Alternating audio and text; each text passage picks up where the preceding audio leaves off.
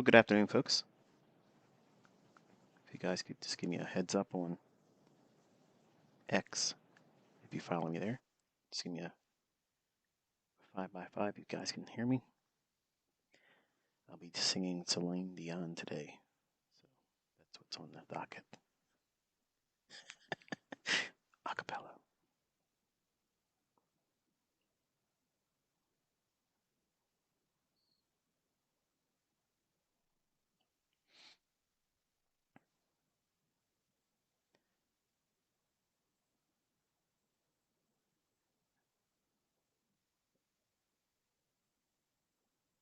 All right, thank you, Jonathan, Max,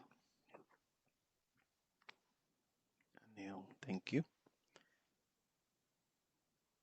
Alrighty. So it's a little bit of a different schedule for us today. I wanted to take advantage of the opportunity of showing you what I was outlining last week. That way you can see that there is an advantage to knowing what market profile you're in. Now, I don't mean market profile in the sense that it's the volume overlay on top of your chart. I'm talking about the kind of like the schematic, the roadmap, the lay of the land, if you will, how the market will behave, let's say, like that. It's not enough to have a draw on liquidity. It's important for you to also have a understanding of how the market will deliver price. And if we don't have a acceptance to how the markets are electronically delivered, that means it's AI, that means it's algorithmic, and that means when we do our buying and selling, we're pretty much subservient to what that price engine's doing. So if the engine on price is rallying higher relentlessly, and it matters not how many people are coming in to short sell it, it doesn't matter if there's a lot of buyers, it's just in a buy program, it just keeps going higher. We're going to get filled based on that. And one of the advantages that I had when I was coming up is to, number one, lose a lot of money doing things incorrectly, and then finally learning the lesson to look behind price and not just simply say, okay, I want to be a buyer because of this, or I want to be a short seller because of that. I needed to know a lot of elements about time, and I wanted to know what these conditions would look like, what characteristics would they have that would repeat.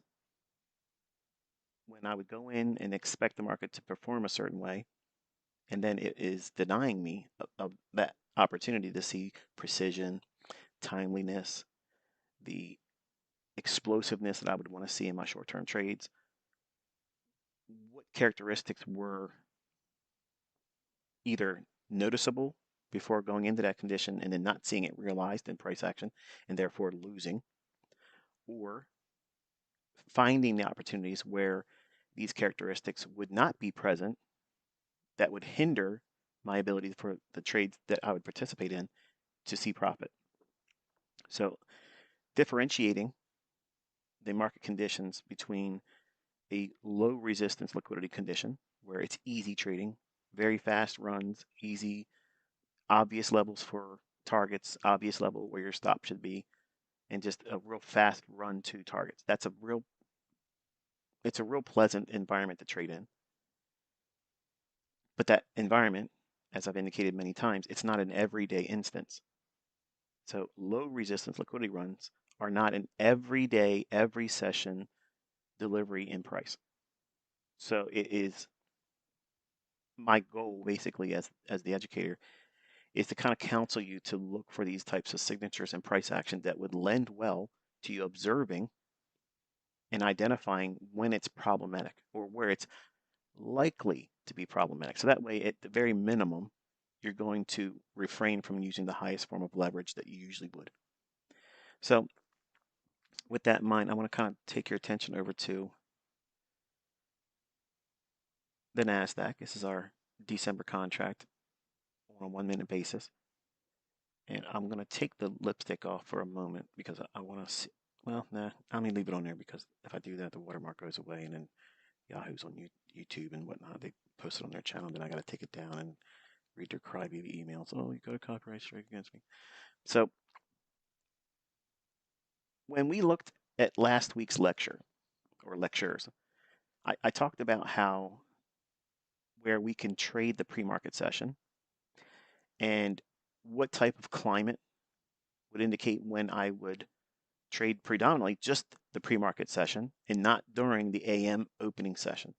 Now the AM opening session is the 9:30 opening bell all the way to lunch. Okay, so that's like the AM session, but it's the AM opening session because it's defined by the 9:30 opening bell. Anything prior to 9:30 opening bell Eastern time is always going to be referred to as pre-market. So London is pre-market. Asia the night before is pre-market, but very specific elements of pre-market being 7 o'clock in the morning Eastern time to 9 o'clock or the opening bell at 9:30. Those are really good operating hours. And a lot of professionals, we have kept that little segment of price action in that time of the day uh, to ourselves. We haven't really drawn too much attention to it because everybody understands that the 9:30 opening bell that's the bee's knees. That's everybody wants to be there. That's where all the excitement is. That's where all the large order flow is piped in. The volume is shoved in through that first 30 minutes.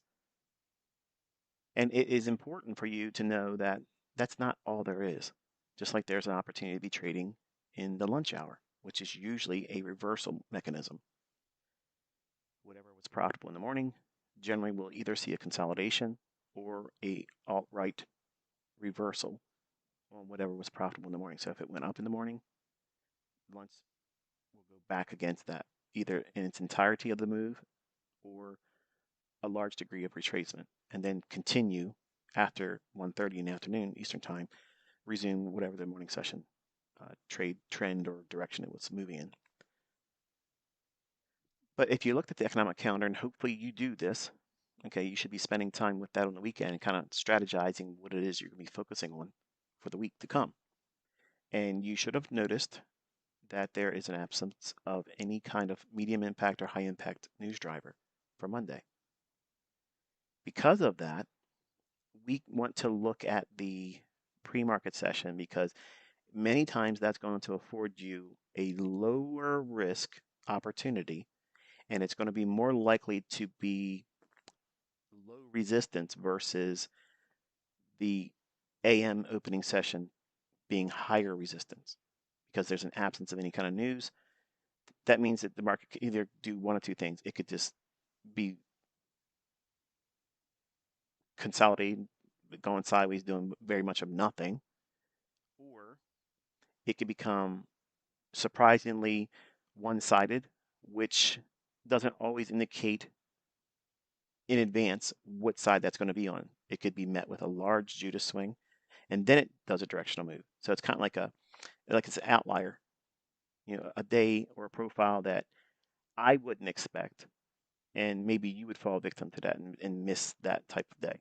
So to avoid all that, to avoid all the uncertainty around those types of days, and it's a Monday, so that's also kind of like what I'm trying to remind you of. Because it's Monday, um, I've had a lot of folks around the internet kind of like spread misinformation because they'll say ICT never trades on Mondays, and that's not true. I have a lot of rules around Mondays because Monday is like amateur hour.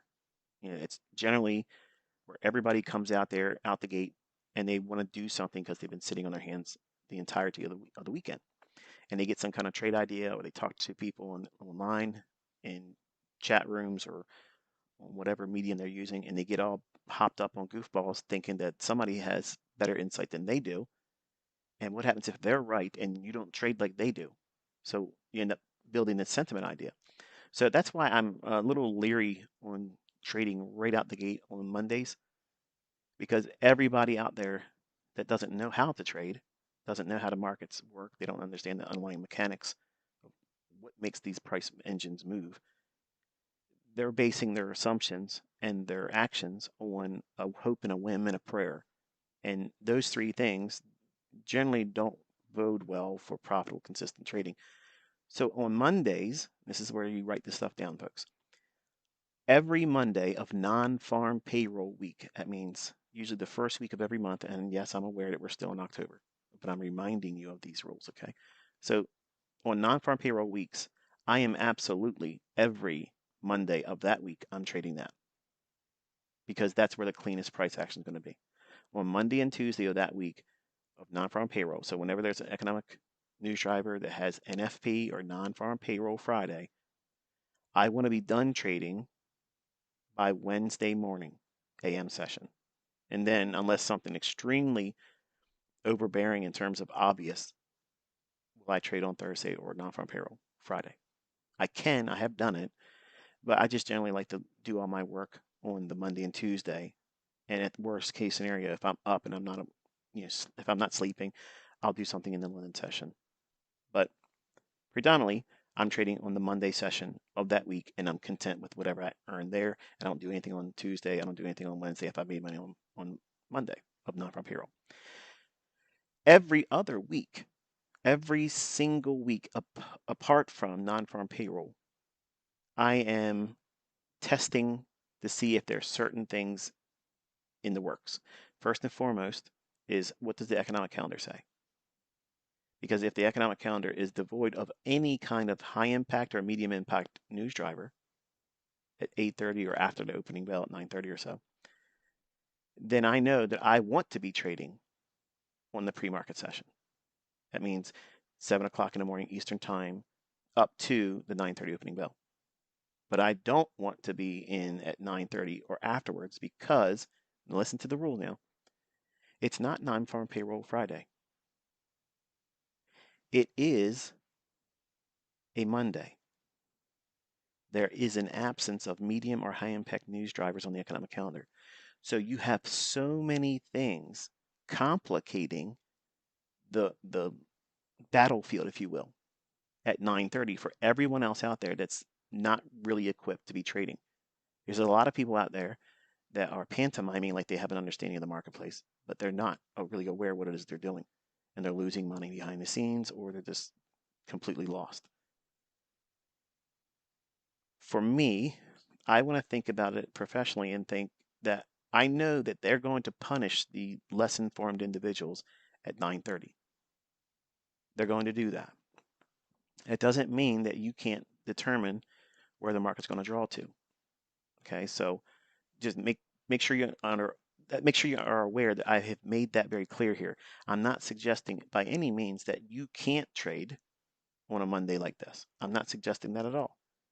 But because I'm acting in the role as a mentor, as an educator, I'm being responsible as that educator to speak to the newest form of students that's coming to my work.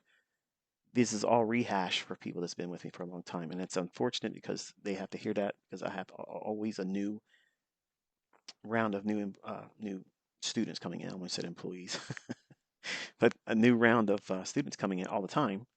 So I want to take advantage of the opportunity anytime I talk about these types of things like trading on Monday. There is a lot of misinformation out there that says that I don't, and I teach not to trade on Mondays.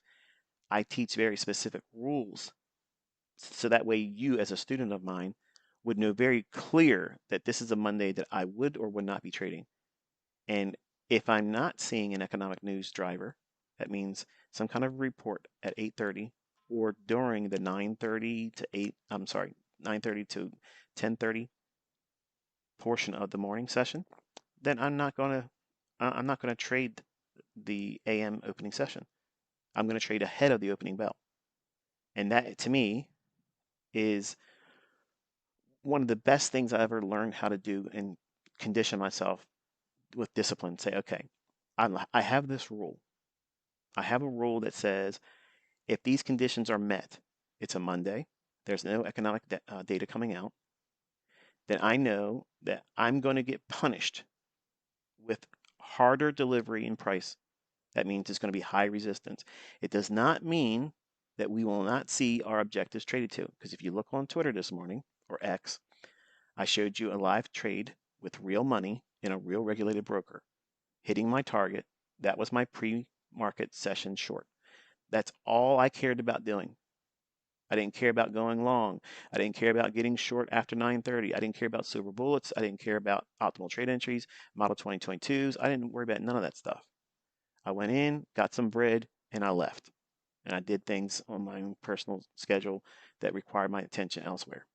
So you can clearly see that in that chart and what I annotated in that post this morning on X, that my interest was in the clustering of previous week. And admittedly, at the time of the recording, I only toggled over to that chart so that way you would see some annotations, but my executions are basically based on a blank chart. But I know some of you are going to look at that and ask, what did you frame that trade on? Instead of going into your charts and finding what it is that's available that I could have used on that. So I'm not going to hold your hand the entire process. It's important for you to see there's gaps in my teachings, so there are opportunities for you to go in and investigate the information yourself. If you're not going into your own charts, seeing whatever I'm executing on, and you're not doing the legwork, if you will, in your own charts, annotating, journaling, back testing, looking for other PD arrays, because I'm not trying to force you into the model of just simply using a fair value gap. But you need to understand that we may have visibility. I have visibility. You may have visibility, may not have visibility because your experience factor is too low right now, but you will get it over time. Meaning that even though that the conditions were met that it's a Monday, no employment data, I'm sorry, no economic data coming out at 8:30, nothing after 9:30, all the way through to 10:30. So there was nothing to speak of in terms of uh, increasing the volatility by having these smoke screens that the news calendar uses. They don't cause the market to go up and down, but the interventions that come in around these times, they use them as a smokescreen. So that way you think, and everybody else talks about it online, oh, that so-and-so report, or we had real bad economic news come out today, or bad data came out, or positive data come out. And none of that's true. None of that is absolutely, has no bearing on why the market's going up and down. But they're perfect little excuses for when the market does something that's opposed to what those reports suggest, meaning that if the report's bullish or bearish and the market does the opposite, then they quickly come out and say, well, the market priced in that stuff. But you didn't say that. Nobody out there is saying that beforehand. So it's quickly forgotten because the market's doing something else. So you're never really paying attention to that. It's kind of much like a magician's sleight of hand. You're really never seeing the dirty hand doing the work because you're always being distracted by the red herring. So I told you we would be focusing on a draw. My interest was the draw on the clustered previous week, which is here. And if you look at the recording, you'll see that it says current in the recording because I had to hurry up and toggle over because I knew as soon as I started to record the trade going into the target, I was going to be met with 100 different comments saying, what did you use to get into that? I thought we're supposed to be trading model 2022. I thought we're supposed to be trading after 10 o'clock. I'm not limiting myself to that. I taught those models. That doesn't mean I have to stick to those models. I'm teaching that to my students and specifically to my kids. Your job is to find one that matches your personality. Just because I taught one model doesn't mean I'm locking myself into just only that. I'm not a one-trick pony. I can do lots of other things. And I do that to show you that there is no limit to formulating and fashioning a model that is going to be uniquely equipped to agree, not be in contention or in competition against your personality. And many people, they latch on to people as educators and teachers or whatnot. And I'm in that same category too, because I may be talking and promoting a specific model at a time when you find me. And then you discovered I've taught other models before. But because whatever model I'm teaching at the time, that's the good one. That's the only one that seems to work. Because if it was good enough for the silver bullet to never need to have another model mentioned after it, then why talk about another model? And that's myopic. It's just focusing on one characteristic of the marketplace where you can capitalize on a time-based model. It's very specific. It's rule-based. That means it checks a lot of boxes for brand new students to go in and force some measure of accountability and responsibility. And most models that people are promoting through mentorships or whatever, they don't have rules that hold you accountable because you're always hunting for a new setup and you don't really know when that setup's going to form. You can't just say, well, here's the ICT kill zone. And somewhere in these hours, there's going to be a setup. Of course, that's going to be a setup. But when we narrow it down to, okay, here's a setup that's going to form between 10 o'clock in the morning and 11 o'clock in the morning. And if it doesn't form, that's your model. If it didn't form, you didn't get a trade, turn the charts off. And then you form, in fact, fashion your responsibility, your accountability goes through the roof, and you build discipline by that. So I'm reminding you that we talked about this. I did in the post this morning. So the draw was here, but I said in that recording, you'll see it says current in the purple one. This is last week's new week opening gap, and I did this to kind of like have a lot less things on the chart because I'm teaching Caleb to focus on clusterings of new week opening gaps or clusterings of new day opening gaps. So if we're opening up here at 9:30 or so, my job as a trader is already done. Like I don't care at that time because I'm looking for something that's going to be useful before the opening bell because it's a Monday, because it's the last, um, I'm sorry, not the last, it's the Monday without a impression of confusion by the economic counter having a high impact or medium impact news driver at 8:30 or after 9:30 opening bell. So there's a void of any kind of intervention or invitation for intervention. Not that it can't be, it's just the probabilities of that occurring with the economic counter being void of anything, it's less likely. So they're going to move the market cleanly before everybody else is part of it. That means everybody's sitting around like kumbaya waiting for the 9:30 opening bell. Everybody else is herding to that watering hole at 9:30, but the professionals are going in early.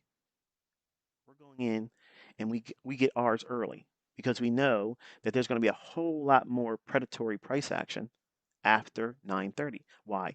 Because it's a Monday, because there's an absence of medium impact or high impact news drivers. So trade where the market's more cleaner, where it's more likely to yield to you favorable price delivery versus back and forth price action. And I'll show you exactly what I mean by that in a moment. But notice that we did trade down to the new week opening gap high. This is current week. So it's this one here.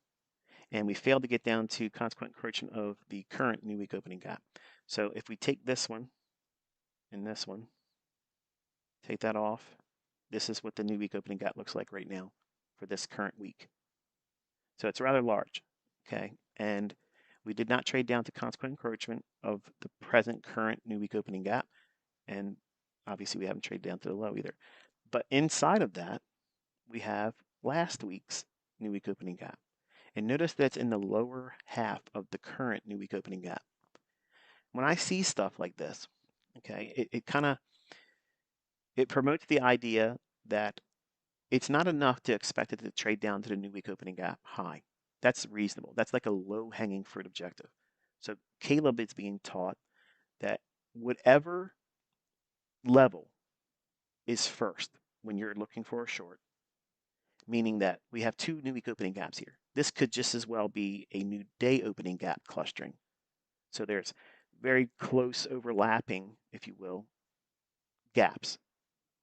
So there's going to be a lot of return back into this area of all these levels, as a whole. But the larger of them, meaning that if we're looking for a short up here, or as he's being trained to do it, he would not hold for consequent encroachment of the current new week opening gap. It's not in his model. He wouldn't hold for the high of last week's new week opening gap. He wouldn't look for the consequent encroachment of last week's new week opening gap, which would be between these two purple lines, and he would not look for the current new week opening gap low. Why? Because he's being trained to take the first low-hanging fruit objective. That means the first profitable exit using the strategy, meaning if you're short, which is the first new week opening gap high level you're going to get to. And as soon as you trade to it, plus a spread of 1 or 2 ticks, he gets out. He doesn't hold for the best exit. He doesn't hold for the maximum amount of money if he's right. See, He's removing the necessity about being perfect with his exits. When I was struggling in the brand new stages of my career in 1990s, my first problem was entries. I was afraid to enter. I was afraid that I'd be wrong. I was afraid I was going to miss trades. Everything compounded into a problem. So I had to desensitize myself to never fearing, never having a problem about finding a setup to get me into a trade. So I have lots of ways to get into a trade. And eventually it became a problem for me to be content with my profitable exits. So you all have seen me trading. You've seen my executions. You see how I do partials when I do them. You see how I trail my stop loss. You see all these things. Okay. And to the layperson, to someone that has been trading for a while, they can appreciate that measure of number one, precision, trade management, and it looks really, really good. And it is. It took lots of time to get to that, but it wasn't easy getting to that stage. And truth be told, and I've said this many times candidly, I am not happy and I'm not satisfied with my exits. That's still my weak point. I believe there's a whole lot more room in there for me to improve that. And I'm cognizant of the effects of the pursuit of perfection being an illusion. Okay, you're never going to reach that. But as long as I'm alive and I have mental faculties, I'm going to try to pursue it. Okay, it's not going to make it worse. It's just going to make me strive to do better. And the day I stop striving to do better is what's the point of being around here then, right? You know, that I want to be better than I was yesterday all the time. And I have models that work very, very well, but I'm never going to be satisfied ever until I can't do it anymore. So one of the things that I had to overcome was this argument I always held within myself in my journals. And I said to myself that I was not satisfied with that trade exit because it went it went 50 handles more, or well, not really so much back then when I was trading, it didn't move that much, but it went like 5 handles beyond where I was trying to take my profit. I wanted to figure out why I was not willing or why I didn't see that it was going to reach that much further there than where I was. And it took a great deal of time to just go back and see that I would beat myself up in my journal. I would punish myself. I would talk down to myself. I would be very, very critical of myself. And then that critical evaluation I would give myself on a day by day, trade by trade basis in my journal, it would stick with me in my workday. And I would find myself literally saying the things I said in my journal out loud in my own voice, saying, "Yeah, you really messed that up. You were foolish. You didn't do this correct. You didn't do that." And I never ever spoke positively about myself in the beginning, which is why I teach you not to do those things in your journal, because that was a hindering factor for me. It held me back a lot, and it caused a whole lot of quagmire in this muddy terrain that kind of like sludge through and not get any kind of real traction or gain any new ground in understanding or prowess. It was bogging me down. So one of the things I told myself was, let me go back and see what am I doing consistently when I have exits that are profitable. And I found that I was usually exiting, admittedly at the time, through fear that it was going to turn around on me. And it has moved enough. So I learned to be content with enough. You remember that slogan? Be content with enough. I had to force that perspective on myself by going back and looking at my journals and saying, okay, the trades that I was winning consistently in, predominantly most of them were me closing before my targets. I would have a hard line target. It would be, if it goes to this level here, it'll limit me out at that price level. And because I had scar tissue, doing all the things wrong, being highly critical of myself, because I was over trading, because I was using too much leverage, I didn't have the ability to stay with the trade long because I had all those things compounding with very little experience. I started in 1992 and I was trading way too much with too little money. I was undercapitalized. I did not have experience. I did not know what I was doing. And I was like a cowboy out there just gunslinging. And when I was right, I felt like I owned the world, and any setback was disastrous.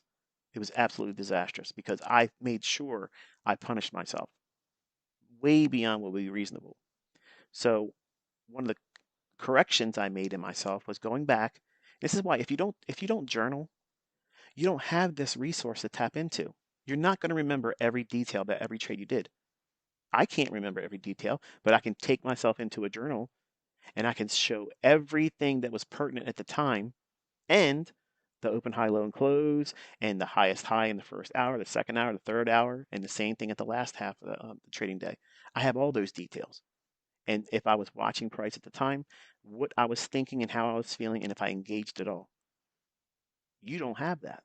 You don't have that for 30 years, but I do. So I know myself better than anybody ever will. No one's going to know me better than I do.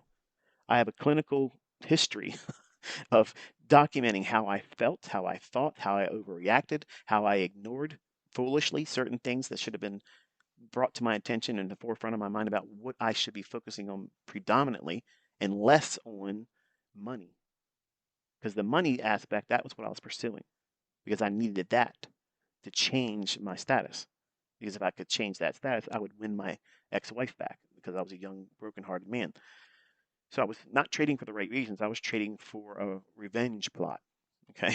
So I looked back at my journal and I said, well, here's the things that I have noticed that I'm doing. I'm exiting early.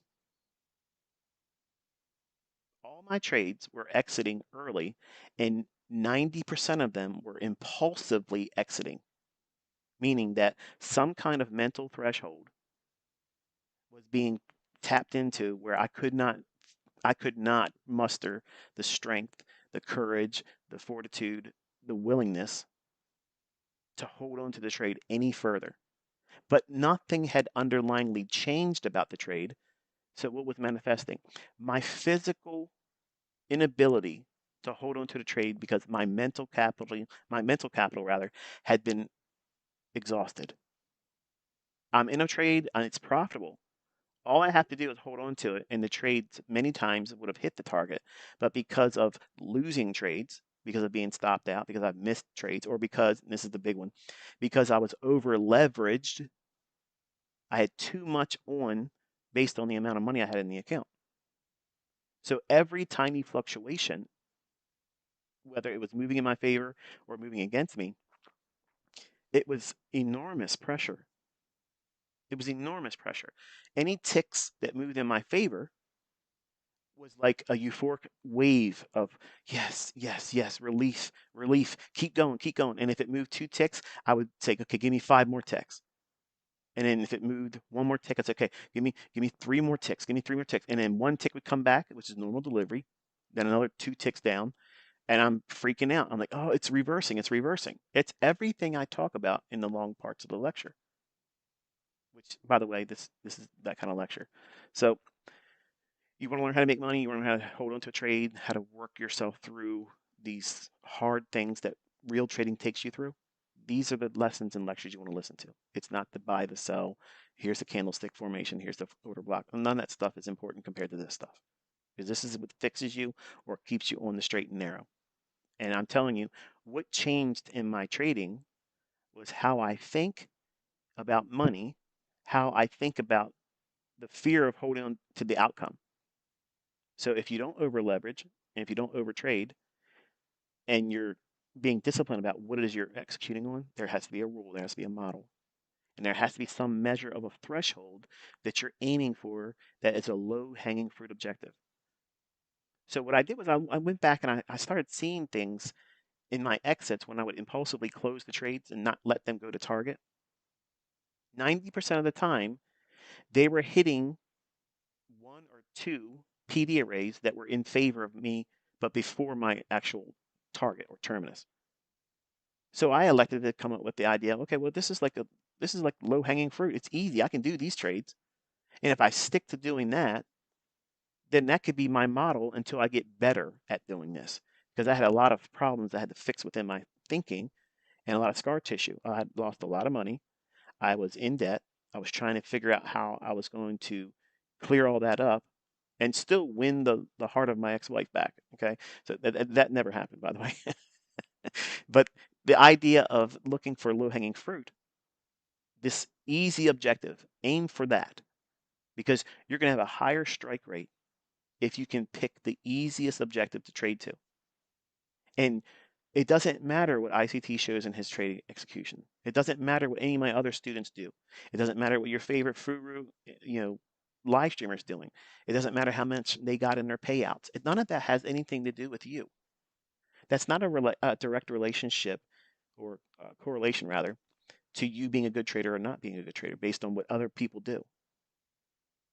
But in this climate right now, because social media is so, what it is, it's meant to be divisive. That's why it's been introduced to us. It's not to help one another, it's to be divisive and to communicate that at never ending divisiveness. And I'm trying to use social media to remind you that you don't have to keep up with everybody else. Like, you don't have to do those things. But social media tends to make you feel like you should, or you're not progressing. When real progress is for you to say, what's the easiest thing I can do today and make money and not really work that hard for it? Now think about it. That sounds real lazy, doesn't it? That sounds like, wow, you're an underachiever. But you know what?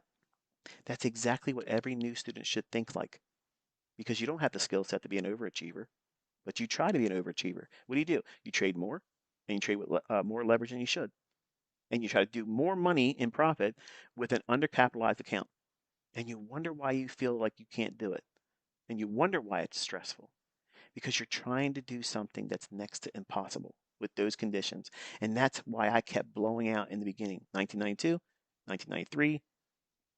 Started to see some progress.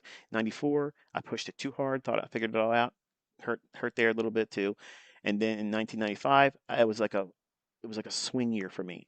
The first half of the year, I was hurt a little bit. Then I came back strong.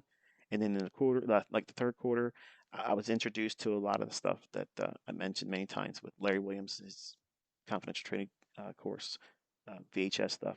That's what I needed. I need someone to tell me what I should be focusing on and not focus on the money. And that lesson hit hard because that's what I was focusing on. I was focused on money, and I was fearful of the losses, and I was too hopeful and too expectant of having the big windfall victories. I thought that every trade was going to be a windfall victory, and if it didn't, then I'm a failure, and it doesn't equate to that. And you shouldn't frame your whole basis as a trader with that very limiting and strangling mindset. So why does Caleb want to aim for when he's short? Whatever level is highest, because that's the easiest objective to reach to. Because if there's a cluster of two new week opening gaps, and again, this is applicable to new day opening gaps too. How do you determine which one you're going to trade, Michael? Or what is he going to reach for? Well, obviously you're always going to look for the current new day opening gap, see where that falls in where price action is trading and where it could gravitate to.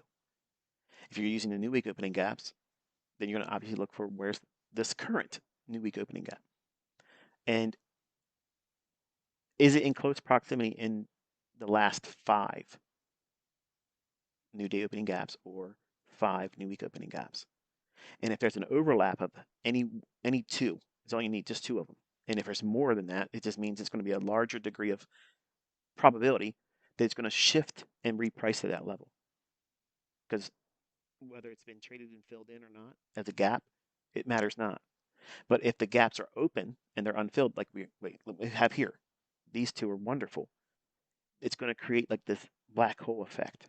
It's not event horizon, which is a PD array, but it has the effect of event horizon, but on steroids, because it's going to want to go back down into these areas and revisit them because they're natural value areas. There's an absence of buying and selling at all in these areas, hence their gap. So because we have an absence of that economic news driver impact, no medium or high impact news drivers at all on Monday. And it is a Monday, but it's not a non-farm payroll Friday Monday. So what do? We trade the pre-market session, and we use the draw on liquidity based on what I'm showing you here. So Caleb would never reach for an objective beyond this one here. Okay? You understand that? hopefully by now, because it's if you're above the price action or above the draw on liquidity, in this case, this one down, these two new week opening gaps, as I indicated in my tweet this morning, my direction, my bias, Caleb's bias would be to expect price to draw down today into this area here, the high, the midpoint, and the low of this current new week opening gap. And the new week opening gap is where we settled last Friday and where we opened on Sunday at 6 p.m.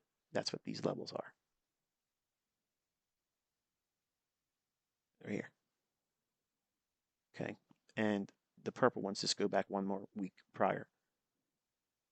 So because these gaps are very often used to be repriced to, it matters not what school of thought you have. If you use all the other different retail ideas, if you start implementing this as a means of looking for as a bias or a session bias, okay, you're going to have a higher degree of probability stacked in your favor because this is what the market does. Okay, I mean it's a real plain, simple, generic trait to this. This is what generally will happen every single day, every single week. These are the things that happen. This is why I know I'm going to find a setup. This is how I know I'm going to be able to find setups in perpetuity. And the same thing, you'll feel that same confidence too when you understand that these things tend to repeat a lot. And you don't need to go into half of the gap, the lower half of the gap, the upper quadrant, the lower quadrant, and you don't have to go into the other previous week's new week opening gap to find profit. Now, think about the logic with that versus what you're trying to do probably right now, or what you've been doing probably for months, or failed at keeping a funded account, or never getting a funded account in your prop firm trading, or blowing live accounts, or going into severe drawdown. Because many times you're probably reaching for things that are so beyond the scope of your present skill set. And it doesn't matter how many years you've been trying to trade, you still have a very small capability because you haven't found consistency yet. The length of time doing it is not a direct correlation to how good you should be. Because you can waste a lot of time doing all the wrong things and lie to yourself saying, but I do study, but I do take notes, but because I do back test. What you do with your time, how you condition yourself mentally while doing those things, that's going to have a direct result or impact on the outcome of what it is you're forming as a model. And if you don't put the work into identifying those things and being critical about the importance of them, you'll try to hold on to a trade. And I'm sure you probably have had this happen before. You're in a trade and you're looking for an objective that probably pays out over $1,000 or more. And if you're doing multiple contracts, you're doing the math on this is going to be great. I'm going to have a $20,000 winning day, or this will put me to a point where I can ask for a 5-figure payout or get a withdrawal from the actual broker. And then you start feeling that, what if it doesn't get there? And what happens if it never really gets to my target? And now you're worrying about never getting to your target versus sticking to the model that says you should hold it for your target. Isn't that funny how that works? You start thinking about the very thing that you don't want to see happen instead of saying, am I seeing everything that still indicates that this is the likelihood that I started the trade on? The premise was it should trade to my target. Are you looking for signatures and validation behind that technical aspect that you entered on? Are those still being seen in that chart? Is price still indicating those things are true? As long as that doesn't happen, or as long as that doesn't fail, or it no longer is in price action supporting your idea, you shouldn't be thinking about your trade failing.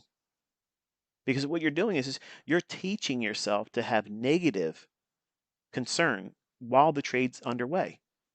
And you wonder why you're fearful. And you wonder why you're afraid of losing. Because you're constantly reflecting inside and maybe outwardly that, man, I know this is going to turn around. How many times have you said that? Oh, man, I better get out. But you're not getting out. Man, I know if I get out of this trade, I know it's going to do this or do that. The fact that you're even doing those things, you're not in control of yourself.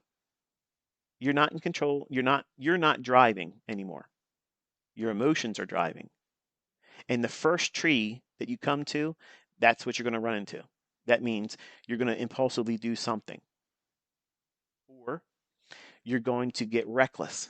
And then what that does, it becomes a shift in your mindset where it becomes gambler's numbness. If you constantly talk to yourself out loud or internally, but worse outside of, with your tongue saying it, I know this is going to turn on me. I know this isn't going to hit my target. I know I should just get out right now. But you're saying, F it, I'm just going to hold on to it. But you're really killing yourself. Like you're beating yourself up, dragging yourself across the coals, telling yourself you're not going to get out, but inside you're wrestling, just get out. Just get out. But you think it's weakness if you get out. And you start this whole wrestling match with different perspectives, and you're arguing with multiple versions of yourself. And then when it gets so bad, you'll start saying it out loud, like you're talking to yourself as a separate person. The entire time, you're not watching price. You're just wrestling and arguing with yourself about staying with the trade or getting out of it. To avoid that for Caleb, and to avoid those things that were happening like that for me when I was younger, into my 20 years old, initial soiree into trading, I had a lot of that stuff. Like I had full-blown conversations with myself. Why aren't you taking this trade's exit right here? Why aren't you doing that? Well, here's the reasons why. What are you doing? You're literally distracting yourself from the task at hand, which is stick to the model. Is the model still active? Is it still valid? That's what you're supposed to be focusing on. And you do positive self-talk. You remind yourself when the trade's panning out in your favor, these are the things that are going positive for the trade. You're not lying to yourself. If it's not there, you're not gonna say it, right? But it is something you constantly have to refer to. And then if it does turn around and stop you out, okay, that was a cost of business. It doesn't mean it's the end of your career. It doesn't mean your model's broken. Doesn't mean it doesn't have the ability to find another winning trade in the future. It doesn't mean that you're bad. It just means that that transaction said, this is enough for right now. Come back another day or come back on another opportunity. That's all it means. It just means respawn on another setup. And there it is. It doesn't mean get right back in either. It doesn't mean go back in with more contracts. It just means that it was enough for right now. And you missed a better opportunity to exit, but you'll get better at doing that over time. That's how you should take a loss. That's how you should tell yourself, that's what I just experienced. And that's not a toxic thing. That's not a bad thing. But if you start this whole process with, okay, I'm trying to make money, but I'm realist. I'm a practical person. I know that my skill set, because I just started studying these things from ICT's YouTube channel, I don't have the real skill to implement the things that I see him doing and his other students because I'm just starting. So how can I go about framing a very easy, low-hanging fruit objective so that way I don't have to work so hard? I don't have to build these unrealistic expectations about what I should be able to accomplish in my trades too soon. So that way I am always on this positive continuum of progress, and I always feel like I'm getting better and not stagnating or going backwards. Every day is an opportunity for you to improve upon yourself from where you were the day before. But you are making it impossible if you're not being real. If you're out there thinking you're going to get $1,000 per contract every single time you get into a trade, and you just recently started, your expectation is too high. And I mean that. Even if I was trading in front of you and told you what my entries were, and I was consistently delivering that, you would still mess it up because of your inability to trust what it is that you're doing. And you're going to feel this emotional stimuli rise up in you, and you'll start feeling afraid when you're making money. And then you'll be distracted and you'll start going through this loop of, what should I do? Should I do this? Should I do that? And you're not doing what you're supposed to be doing as a trader, which is following price action, following the model, indicating that is it valid still or is it not valid? That's trade management. But the reality is, everybody's course, everybody's book, everybody's live stream, everything that you get involved with is always about getting into a trade. That's what it's all about. The action of getting into a trade. Nobody has a deficiency in finding a reason to get into the market. Okay, everybody has a reason to get into it. You can just stump your toe and say, oh well, The last time I did that, I made money. And let me just go out here and just try to buy something today because I feel like I got to replace this bad feeling of pain. That's an instigation for you to go out and do it. So nobody needs any help in that area. But what I have noticed and what I had to fortify in my own trading were reasons to justify why enough is enough. If you think that your trade should yield you $1,000, what's wrong with making $250? It's $250 you didn't have before. And in your early infancy as a trader that's developing, as an analyst, as a technician learning how to do these things and read price, you don't know if that trade's going to yield to $1,000 for you. You don't know that. You don't know the things that are positive for that outcome to be expected. In the same token, you don't recognize or know what the things are going to be that say, no, it's not going to go there while you're in the trade. So in the beginning, it's real important for Caleb or anyone else that's brand new to say, okay, I need to have a very small, low threshold objective. Okay. I suggest this many times in Twitter Spaces, other lectures or whatnot, and I did a lot of that last year. And one of the YouTubers that has went out there and very transparently done it used the idea of just taking 10 handles in the NASDAQ, taking 10 handles and making his entire model that and get out. And he took over $300,000 out of the prop firm companies. That's Matt Miller, or you may know him as Trades by Matt. So he did this, like he did it. Okay, you can say whatever you want to say about him. I don't have anything I could say bad about him. I think he runs a good community. I think what he does is how everybody should act. He stays in his lane, doesn't really bother anybody else, and just does it. And he doesn't always make money, but he's the only one I saw take $300,000 out of the prop firm, except for my student that just smashed it with almost $2 million. I don't think he'll call himself my student, but that's another discussion for another day. But the idea is that you have to have some kind of early exit strategy that you can live with, but you're going to hit 90+% of the time. Now, that doesn't mean you have a 90% strike rate and you don't lose, but just 10% of the time. It just means 90% of the trades that you enter, you're going to execute on this basis, meaning that you can see the trade going further. And you're going to wrestle with this in the beginning. It's going to feel like, why do this? I'm going to tell you why do this. You have to have the comfort of knowing that what you're doing repeats a lot. $20,000 payouts every single week. I don't care how good you are. When you're first finding your rhythm in this, you might find your first $20,000 payout or profit withdrawal. But you're not going to be able to do that every single week. Not right away, you won't. And then you're going to be rushing to try to duplicate that or double it. What happens if I do 5 times that? Then I got a 6-figure payout or a 6-figure withdrawal, and I can be part of the $100,000 club.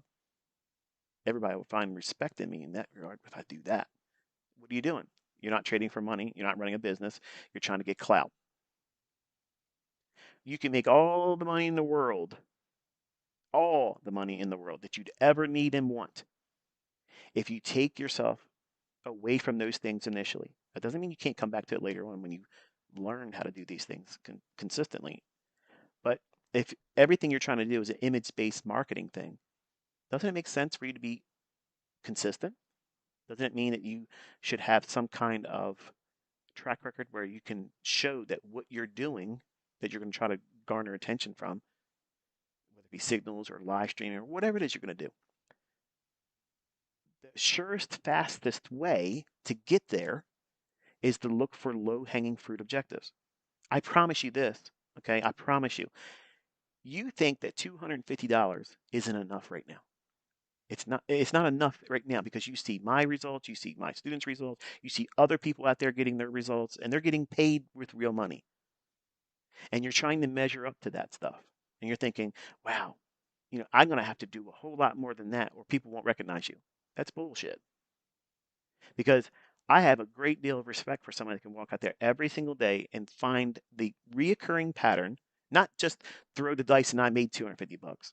You're trying to do something different every day and just happen to get 250 bucks. Chasing momentum. That to me is absolutely skillless. That's no skill.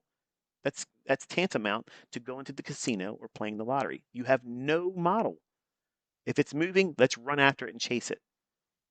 If your trading model is like a dog chasing cars, there's a lot of dogs that chase cars, but a lot of dogs don't live long doing that. And I think that someone that has a model that frames out the basis for finding that $250 that tends to repeat based on reoccurring phenomenon, things that have a reoccurring basis, that this is what it does at this time of day, I'm looking for this. Where should the market draw to? New week opening gaps or new day opening gaps? That is not ambiguous. That is not something that's complex, folks. That's very, very simple stuff. That's the easiest thing in the world. No moving averages required, no VWAP, nothing. None of that stuff. No higher time frame, top-down analysis approach. None of that stuff's required. None of that is. How do you supercharge it? When you have a gap opening. So at 9:30, if we gapped higher than where we settled the previous day, well, what's previous day on a Monday? Friday. We had that today too. So that's why I was confident and told you in that tweet, I'm comfortable. And I like the idea of these new week opening gaps clustered as a draw on liquidity.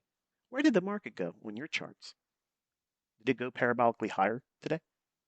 No. Went right down into these areas here. And it still hasn't touched the consequent encroachment or midpoint.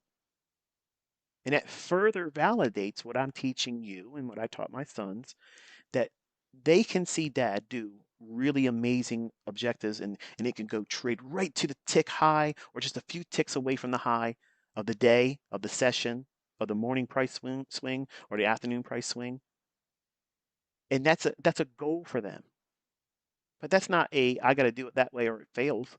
Or if I can't do that, I'm a failure. Or there's no sense in worrying about doing it at all if I can't do it that way. Versus as their dad, as their mentor too, and as your mentor, I'm reminding you that if you find a way for yourself, just starting out, if you can find 250, 200 bucks, 100 bucks, doesn't have to be these specific numbers, but you have to have something that you'd say, okay, if I go out every day and I look for this very easy objective of whatever it is that you're trying to take down, I say 250 bucks because that's a really good living in addition to having whatever your job is. I don't even care if you have a low income paying job right now. Most people by definition in America right now are working a low paid job because inflation's you know ravished everything. I feel the pinch when I go out and spend groceries. I don't like that I have to spend that much. I think it's a travesty. And I think about how everyone else is trying to do it, and I don't know how they're doing it. Like I don't know how anybody else that doesn't have some measure of income or cash flow coming in, how can you all be making it? It's got to be hard. So by having some low threshold that frames your result on this is what I believe I can find this every single day, meaning you can get 10 handles in the NASDAQ or 15 handles in the NASDAQ or 20 handles in the NASDAQ or 5 handles in the S&P or 10 handles in the S&P every single day. It might require you to do 2 trades, or if you trade with a 15-minute time frame, just 1 trade and get it easily using a 1 minute or 15-second chart to get yourself into a move that's already started reacting off a higher time frame, meaning that 15 minutes is the high time frame for day trading. You don't need to go up to a daily chart. You don't need to go to an hourly chart. But using these ideas to frame out a very easy objective, and it frees you up. It gives you permission to not be perfect, because I wrestle, and men, I'm telling you right now, you can lie and say that you don't think this, but you're absolutely doing this. You want to be better than the last thing that I posted or someone else posted. That's exactly what you're doing. Your next trait, I'm going to do something more impressive. I'm going to prove myself. I'm going to prove this. And the only thing you end up proving is you're not ready. Why? Because you're trying to make the outcome an Olympic feat that no one else asked you to do that. I'm your teacher. I'm your mentor, and I'm telling you, start on the lowest threshold. I'm not hindering you, but many people will hear me say this, and I'll be honest with you. If I was out there trying to make my grocery money, trying to sell mentorships and bullshit like that right now, um, if I need the money, I would attack my angle of approach and say, who would you rather learn from? Someone's going to go out there and tell you to try to make 250 bucks, or someone that can take down $3,500 every single day, and here's how I'm going to do it and show you how to do it too. I would market that way because I can do $3,500 easy every single day. That's an easy thing for me. And I could attack someone that would be teaching this approach. But I'm the same guy that tells you what's going to happen before it happens to the tick. And I've created millionaire students now. Okay. It's documented. I have other people out there you're never going to meet, but now you see these people. They brought the receipts forward, and it is what it is. No one can argue against that. So they're using the things I'm teaching. But not all of you are equipped to get to their ability or prowess right away. It's going to take you a little bit of time. So, how do you graduate into that? The right way, not rushed, not feeling like you missed the right playlist on my YouTube channel that could have made it easier for you. The 2024 playlist is the right one because everything I've said here, I've counseled you at different parts and times to go into other playlists for certain and specific reasons. But getting into the marketplace for the first time, hitting the ground running, listen to someone that's telling you beforehand in real price action, using real money, not always a demo account. This stuff works. And you could stop your job very easily within 18 months. Now, there's going to be people out there that say, hey, we're going to teach you how to get this in 12 weeks or less. I promise you, you're going to fucking crash and burn. I promise you, that's always high pressure sales. It's always guaranteed. That's exactly what it is. Okay. I'm trying to remind you that there is no race here. There's no sprint required. And you need to take your time in the beginning because everybody, and myself was included in this, if you rush this in the beginning, or if you've been doing it for years and you've not been able to find consistency, the surest way to get there is lower your expectation and aim for the easiest objective. Yes, it's sexy if you could get a short and trade and get out at the low of the new week opening gap. Yes, it would absolutely be impressive to me too. I would give you, hey man, well done, awesome. But I'm more impressed for someone that's brand new to admit that they don't have the skill set yet, but they're aiming for it and they're working diligently every single day to acquire that. And then by doing these things, aiming for something that's low hanging fruit, very easy objective, and they're consistently hitting it. You know what that means? They're a better trader than the guy or gal that says, hey, this week or this day, I got that target that one time. Which one's going to be more apt to be able to replicate it? Getting the new week opening gap low on a short every single time you take a short, or hitting your $250 target? Clearly, it goes without saying, the person that has a very low hanging fruit objective, making $250. So if your trading is always based on the Olympic feat result at the end, if it's always based on that, always based on some high end expectation that's really meant to impress everybody else, versus I'm making money consistently and I'm not working hard or struggling with stress while doing it. Everybody swinging for the fence is always sweating bullets. Believe me, their asshole is puckering every single time their trade's in drawdown while they're in it. And they still might be profitable at the end of that trade. But while it's ticking against them, their asshole's tighter than a bull's ass, squeezing up, thinking, oh man, here it comes. Here it comes. The eventual loser is going to come. And here it is at my highest leverage. And that's when it's absolutely going to come. But you know what happens when you trade with the lowest threshold objective in mind? Your goal is a very small, easily reached objective. When you're brand new, you're teaching yourself to take more emphasis and place it behind consistency versus I need to make more money so it can be impressive to my loved one, my partner, my coworkers, myself, or the people online that don't give a shit about you. They don't care about you. They don't care about you. And you're trying to win these people over that you're never going to hang out with. They're never going to come to dinner on Thanksgiving. You're not buying them anything for Christmas, and they sure as hell ain't giving you anything. But you place so much emphasis on pleasing these other people versus spending the time properly with very sober minded procedures and routines that you're trying to follow every single day. It's about being consistent, folks. And until you find that consistency, if you're not motivated to be consistent, you're going to be inconsistent consistently. And that means you're not going to be profitable. That means you're going to be blowing accounts, going in a drawdown, losing your accounts, losing funded accounts, or never getting your prop firm funded. That's going to be a cycle you stay in. And you're going to listen to videos and talks like this, and you'll say, you know what, that was the right thing. I needed to hear that ICT, or whoever else you're listening to. And you'll be motivated for that moment until you go out there and do the same things you have not learned to stop doing. And then you're going to go right back to the same thing. I need somebody to motivate me. What would you do to tell?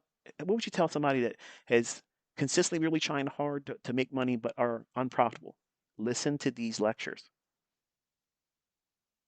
Listen to these. These are the things that's going to fix you. These are the things that plague every trader. If they do it long enough, if they stay in the business long enough, these are all problems that everyone encounters. And there's a lot of times that we want to go back in time and fix the things that we didn't do correctly. And that's the way I teach. I teach so that way you don't have to make the mistakes that I did, because I'm trying to keep my sons from making those mistakes. You just are part of the conversation because you're eavesdropping. I'm making these conversations public to you. So when I tell Caleb, son, if you are aiming for something and this is your objective, to try to draw to the highest level in the clustering of two new week opening gaps. The purple one was last week's. This is last week's high of the new week opening gap. This is last week's low of the new week opening gap. This is this week's current high of the new week opening gap, the midpoint of it, or consequent encroachment, and the low of this current week's new week opening gap. All these levels down here are not important to Dad. I don't care if you hit them. I don't care about that. I don't expect you to be able to hit those levels. But if you aim in the direction of this level right here, and you short, because that's the bias, and you short with a fair value gap that yields you $250, and if it doesn't even come close to this level, but you still can hit $250, I'm impressed. And I'm going to say that another way. You don't need it to hit your target. Your target is just the best case scenario. That's terminus. That means this is the best you could hope for at the time based on your current prowess and understanding and skill set. But if you're trading and you don't have a whole lot of skill set behind you, your prowess is low. Your output in terms of consistently profitable is going to be very, very low. So to keep yourself from beating yourself up in your journal or feeling negative feelings while you're in the trade because you're having too high of expectation, aim for something that yields you whatever that dollar amount is and live there for a couple months while you're learning other things. Because what you're doing is you're fortifying the ability and proof that you can be consistent, that you can follow rules in a model, and money isn't the instigation for you to break your rules, because that's what everybody does. Every single time I break rules, and I break them still today, I outthink my models. I try to do other things. And it's because I'm trying to stick the thumb in somebody else's eye that has said something that may or may not be true. And I just want to be an instigator. I want to be a troublemaker that day. So, I fall victim to social media a lot because I find it fun. But I'm not going to blow my brains out because someone doesn't think I'm profitable or I'm not a good trader, because I could get two shits. I could go out here every single day and prove that I am. And still today, they see it's a live account and they're like, well, it's a demo account. Get the fuck out of here. You're a clown. They're literally saying that AMP account says live on a demo account. I want somebody to go out there and open up an AMP demo account and log into it with TradingView and let's see if it says fucking AMP live. Fuck out of here, man. These people are fucking clowns. But if my son or any one of my students go out there and they consistently hit that target every single day, and they're doing it with the idea that they're aiming for a direction, okay? Because every one of us, when we first start, we're like sailboats without a rudder, meaning wherever the wind blows us, that's where we're going to go. And that's why it's so easy to system hop. Oh, this person's getting a lot of attention right now. Oh, what do they do? Oh, they're using VWAP. Oh, maybe I should put a VWAP on my chart. Oh, what are they doing? They're doing supply and demand with Elliott Wave and Wyckoff blended. Oh, well, maybe I should add that stuff too. No, no, no, no, no, no, no. If I'm going to say this, okay? If you're going to learn from me, you're going to put down everything else because I'm going to criticize any blending of anything because really what you're doing is you're going to dilute the effects and efficacy of what it is I teach by placing emphasis on things that have no bearing on why price goes up and down. So if you're going to be a student of my work, you need to cast everything else to the side because it's all bullshit. It's all time and price. That's all that it is. But I have little artifacts and price action to help you identify when these elements are coming into the fray, where it's going to cause markets to do certain things. And when they're not there, you do nothing. But if you're not going to be a student of my stuff, don't use any of my stuff and fall in line with whatever anybody else is teaching you and see how that yields for you. And whoever's teaching you, they need to be focusing on things that I'm sharing in the long-winded stuff because you can tell when somebody's made a lot of money and has been around the block for a long time because they're going to give you advice that makes a lot of sense and it's going to fly in the face of what you think you should be doing.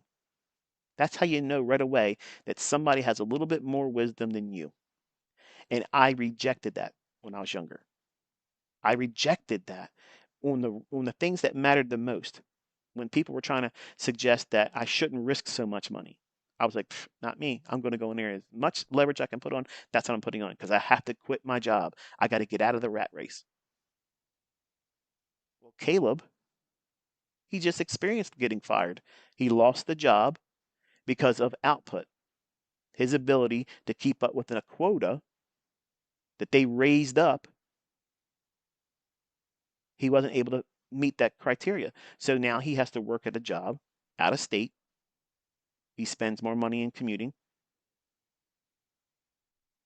That's the outcome.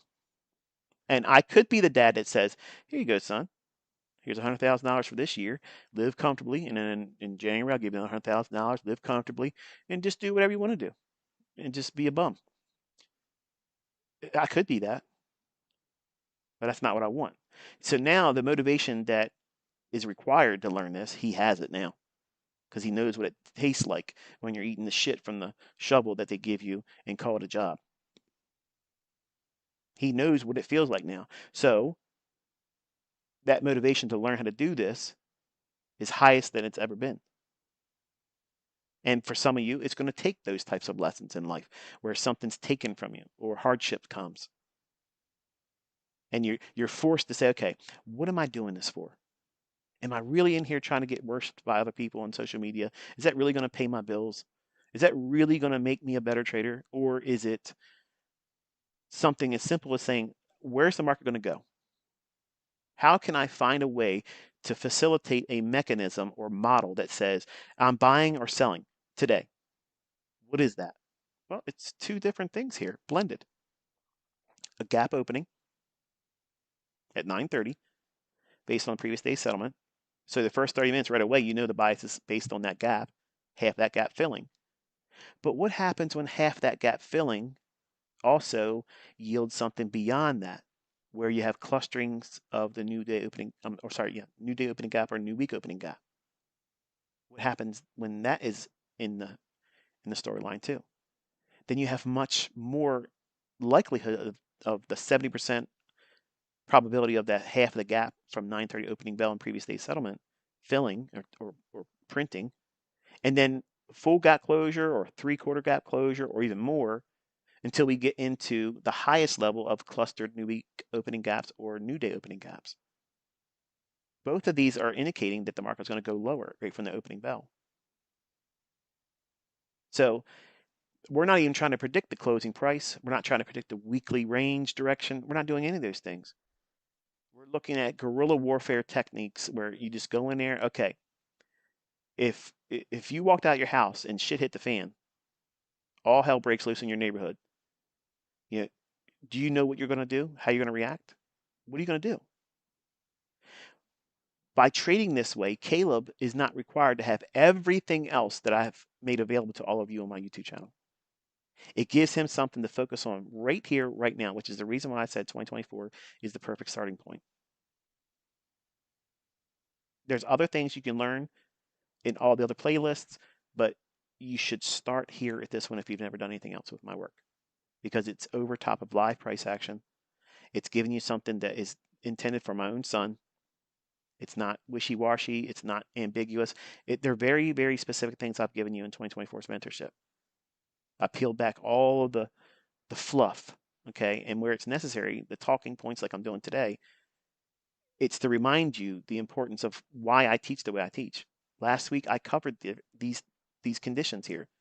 When there's no news and it's on a Monday, you trade what? Pre-market session. That means before 9:30 opening bell. But even if you're going to trade after the 9:30 opening bell, just expect it to be high resistance liquidity conditions. That means there's going to be a lot of give and take, back and forth price action. So if you look at what we've done here, you thought I would never talk about a chart. The 9 o'clock high here, which is that old, remember I was showing you last week, we were looking for these old highs back here. Relative equal highs. So we had this high, and then the higher one back here.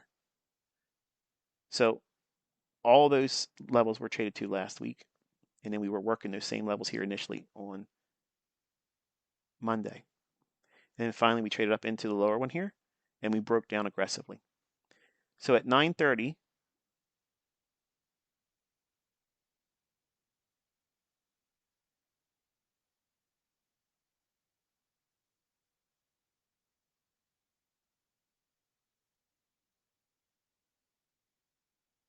right here on this candlestick, there, that's where we start trading. And we have this SIBI here, sell side imbalance, buy side inefficiency. It means it's singular, one candle, creating this one big black candle down. Price is going to want to reach up into that. Okay, and this is actually framed on a 15-second chart, so don't be wigging out thinking, oh, he doesn't have it drawn on right. Okay, it's because I was looking at a 15-second chart at the time when I created that. But you would have it noted like this on the 1-minute chart. So that's what it would look like on a 1 minute. Right there. Okay, so the market has this inefficiency, and at the same time, we have a gap higher. So previous day's settlement, we opened up here at 9:30 Eastern time. The previous day's settlement's down here. So it's a huge opening range gap. If we do our standard measurement, opening price down to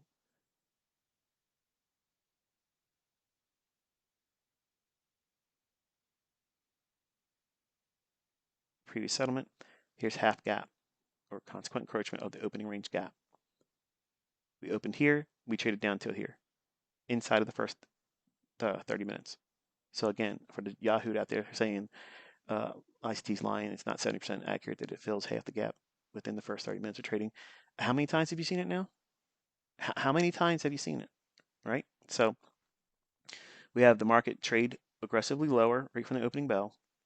We rally up into that SIBI, sell side imbalance, buy side inefficiency.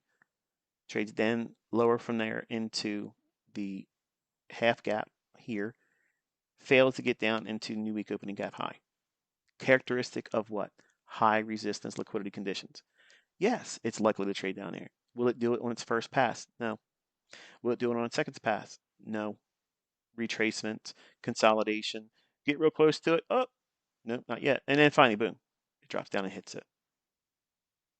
So every one of these price swings in here, this is high resistance liquidity conditions, meaning that we know we can determine where the market's going to go to and where it's going to reach for, but it's not going to deliver in a single one-way ticket ride right to it with no retracements of any significance.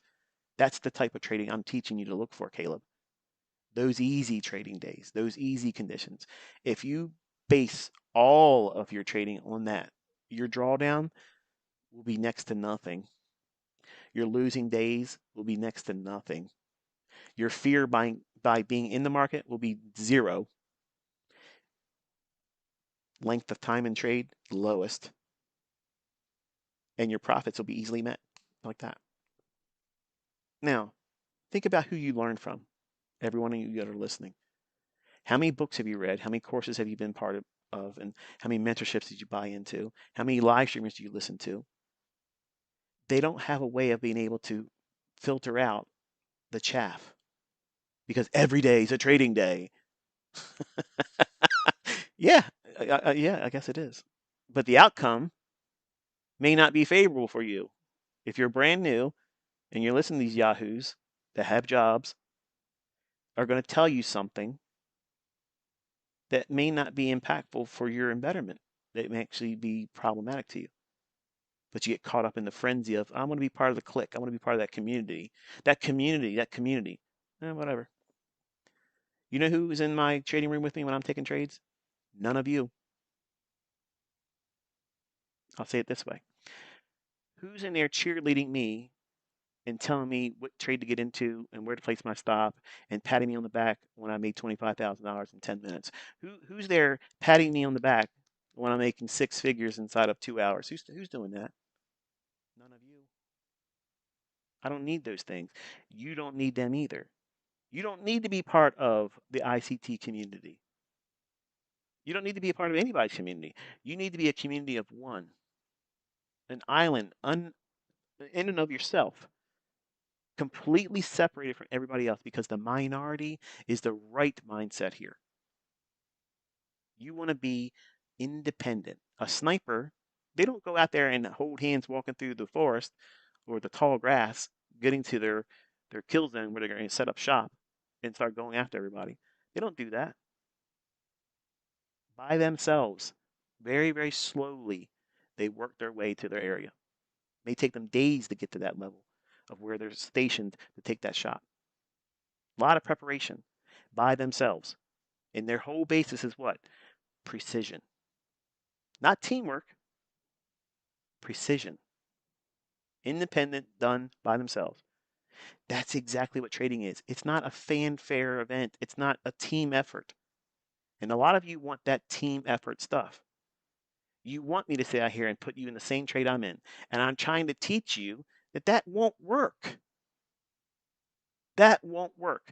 Because if I'm teaching you that there is an entity out there that will cannibalize, that will absolutely cannibalize very easily obtained liquidity because it costs them nothing to reprice to that price or beyond it. It's easy to do that. You don't want to say, hey, I'm a sniper. I'm trying to get the best entry there is. And then I'm going to make that entry more complicated for me to get that fill because 10,000 people watching my live stream are doing that. And people that are using me as a sounding board to sound smart, they're running little signal services and they're going to have their following follow them. And 15 to 20 people in their group are selling signals based on what they're seeing this person do. What are you doing? You're building a huge pool of liquidity that if I'm running price, I'm going to tag that liquidity. I'm going to snatch it up just like that. None of you that talk this stuff prove that you've ever listened to me. I'm trying to get in when nobody's expecting it to be an entry. That's what I'm trying to explain to you. I'm not trying to have everybody dogpile on the same entry point I am. That makes no damn fucking sense. Who wants to do that? I don't want anybody. I don't want no dingleberries on my ass when I'm going into the wheel in the field trying to get my meat. When I'm going in and hunting, I'm not out there banging pots and pans. Look at me. Hey, look at me over here. I'm getting ready to win this trade. I'm getting right in here. You see where I'm putting my stop? Hello. I'm not doing that. You shouldn't be doing that. You want to be going in there when nobody's paying attention. Think about how I teach you. Use these live streamers chat window. When they're doing everything opposed to what you're expecting to do, that's a green light to do it. Why would you invite more people to do the very thing that you're trying to do the best of? There's only one podium space for number one. Have you noticed that? It's not a shared platform. So every time I go out there and I take a trade, I want to be the only person in the number one spot podium. I don't want to share that with anybody else. You can call that whatever you want to call it, but that's just the realities. Because if I'm going to show you where I'm getting in, I'm doing it with a demo account because that demo is not going to take anything from me. But when I'm live trading, I'm in there to make fucking money. I don't want to make that whole task be complicated because now I have competition trying to get that fill. 10,000 people, even if 2% of those are competing for the same price that I'm aiming for, I may not get my fill. If you don't understand that, you clearly don't know what the fuck you're doing. You have no idea what you're talking about or even what you're learning because they're not going to let you get your price if it's already been fulfilled by others getting in that price before you. They're not obligated to give you your price just because you have a limit order sitting there. They're not the market is not obligated to give you what you want. That's the complexities of this. So you have to find a way for you to be the minority. Be that sniper that goes out there single-handedly and aims for that price. You're trying to take, that's your mark. That's your entry. That's the thing you're waiting for to go into your crosshairs. And when it steps in there, boom. You don't try to make any attention to it until you're out of the trade because then you can't strip it out of your hands. You see these people out there, oh, look at this. I'm sharing my trade. Look at this. Hasn't gone to my profit yet. I'm not really showing my profit yet. I don't have a stop loss on, but look at this. I've opened unrealized profit. You impressed? Fuck no, I'm not impressed. I'm not impressed by that. Now, Tom, Dick, and Harry over here, they just signed on to X for the first time, and they just started learning about Bitcoin. So now they're like, wow, he's got $600 in open profit. He's making more money than I earned in my job. And all of a sudden, they get a following that way. No, no. So we have several things here leading to Caleb arriving at a bias. We have a large gap opening higher, and then we have the clustering of the new week opening gaps down here below it. So below half the gap, which is consequent encroachment here, that's the difference between Friday's settlement and today's 9:30 opening bell price, first print. 70% of the time in the first 30 minutes, it's going to trade half the gap. You've seen it again happen, okay? What happens if you have a day like today when there is no news, medium impact or high impact, clustering of the new day and or new week opening gaps below price because you're opening up here at 9:30, and the mid gap, which you'll have a rough idea, an approximation, is going to be in this vicinity anyway before it actually opens there. So like a minute or two before 9:30, you can get a rough idea where that mid gap's going to be at. So what do you do as soon as our market opens up? What do you guess? It's sitting right inside of this inefficiency.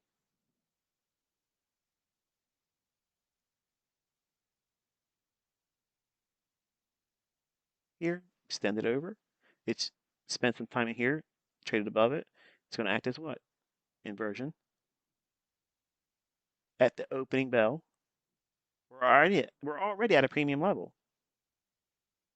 Prices below an old inefficiency. We have sell side below here, and we have opening range gap, consequent encroachment level down here. So that's your 70% likelihood it's going to trade there. But what happens if you have the other things that we're talking about here for Caleb's model? New day opening gaps or new week opening gaps that are clustered. That means they're overlapping one another. You only need one level overlapping. It doesn't need to sit inside of like it does here. If you have two levels that are over top of one another, but it causes the range of the highest high and the lowest low of any one new day opening gap or new week opening gap to encroach on the range of another, that's clustering. That means that they're they're they're going to act as a big magnet for price. And the first thing you do is find out whatever the highest level is between the two uh, clustered new week opening gap or new day opening gaps. And that's this here, the new week opening gap high for the current week. It doesn't trade to it here, but Caleb doesn't need that. That's just a draw. That's the right direction. That's just the right direction. Think about where you are in the United States if you're listening. Okay, for the folks in the United States. I don't know how to explain this in other people's countries because I don't know very much about your geography, where you're at, and what you have in your country. Like I don't know, but in the United States, every single city has some kind of an arena or stadium. Okay, and if you're trying to get someone directions to get to that stadium, like if we wanted to take them to Baltimore Ravens arena, or stadium, I have several ways that I can get there because I know where it's at. But for someone that's out of town, and they've never been in Maryland before, I can say, look, I know you're looking for this stadium. Okay.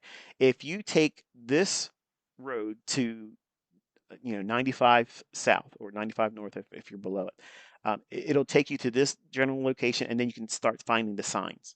Okay. That's basically how you start trading in the marketplace. You got to get yourself in the right general area of profitability. And over time, you find all these little subtle ways of getting closer to the best seats at that stadium to watch the big game. The big game is the payout, the profit. But you can get somebody that's never been in the area before in the general proximity, and then they can find the signs that they have to be looking for, meaning PD arrays, some kind of exit strategy. So if this is where you are trying to get the market to reprice to, that height of the new week opening gap for this week, that's just a magnet draw on price. It does not need the trade there. So if you see this and it trades back up into this inefficiency, this single candlestick down here, when it trades back up into that, if you don't sell right at the opening, which is exactly what you could be doing, why? Why just blindly go in there and sell? How could you trust that ICT? Because we're at a premium array right from Jump Street.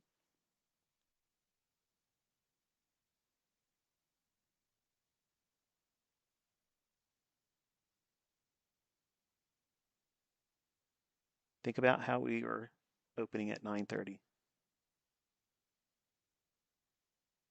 Right in here, okay? All this range, all this back and forth consolidation, that area over here, that was an inversion fair value gap as well. All this inefficiency here that was used there. When we started trading down below it, right before the opening bell, right here,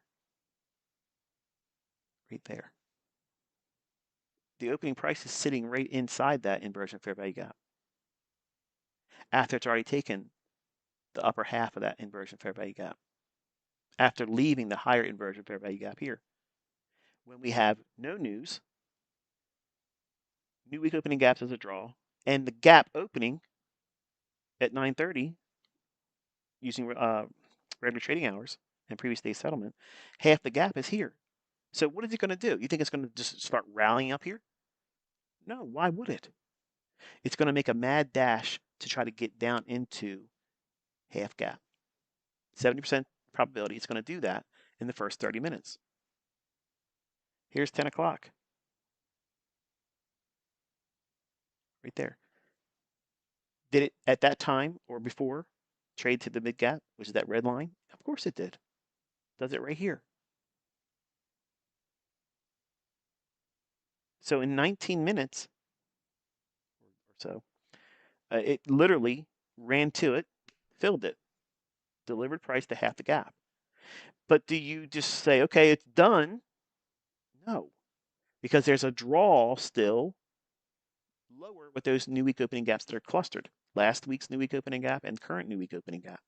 That's below mid gap, indicating that today we're going to probably see high resistance liquidity conditions. Why is it going to be high resistance liquidity conditions? Because there's no economic data and it's a Monday. So best trading is pre-market session, and you can see that on the example I showed on Twitter. You can see the PD arrays I use. It was just very two simple ones, and I use London lows as a relative equal low to draw down into. But for Caleb's model, it's simply just going in here and taking a trade based on the ideas that he can find a setup based on a 15-second chart, a 30-second chart, a 45-second chart, or a 1-minute chart. What would that be? His PD array is a fair value gap. So he has to look for something like this city here breaking down. You can't have that one. But now you have this smaller one in here. When it trades back up into that, he has to see price move away from that because he cannot enter on first presented fair value gap until 9:31. What time is it at the bottom of the chart right here when this forms? It's still in the first minute of trading, 9:30. So he has to see a displacement. He can look at this one and say, okay, I want to see it move lower. It does move lower. but it's doing it in a fuzzy type delivery where it's back and forth price action. This is high resistance liquidity run conditions where each one of the candlesticks go back and forth. They're generally moving lower. I'm not arguing against that. It's important that you observe that, but it's also more important that you understand how it's delivering it. We're not getting runs like this where it's big exposure, left open, and it continues back and then leaves these little areas open. It's back and forth. Each range is overlapping a lot of the previous candles high and low. Whatever the previous candle is high and low, the next candle does a lot of overlapping over the same type of price action, high and low of the previous range. Of every subsequent candlestick that forms, it's usually overlapping the previous candlestick to some degree, at least half of the candlestick. And when you're seeing that fuzziness, that back and forth type scribbling, if you will, that is high resistance. It's not going to have a lot of elements of precision in that.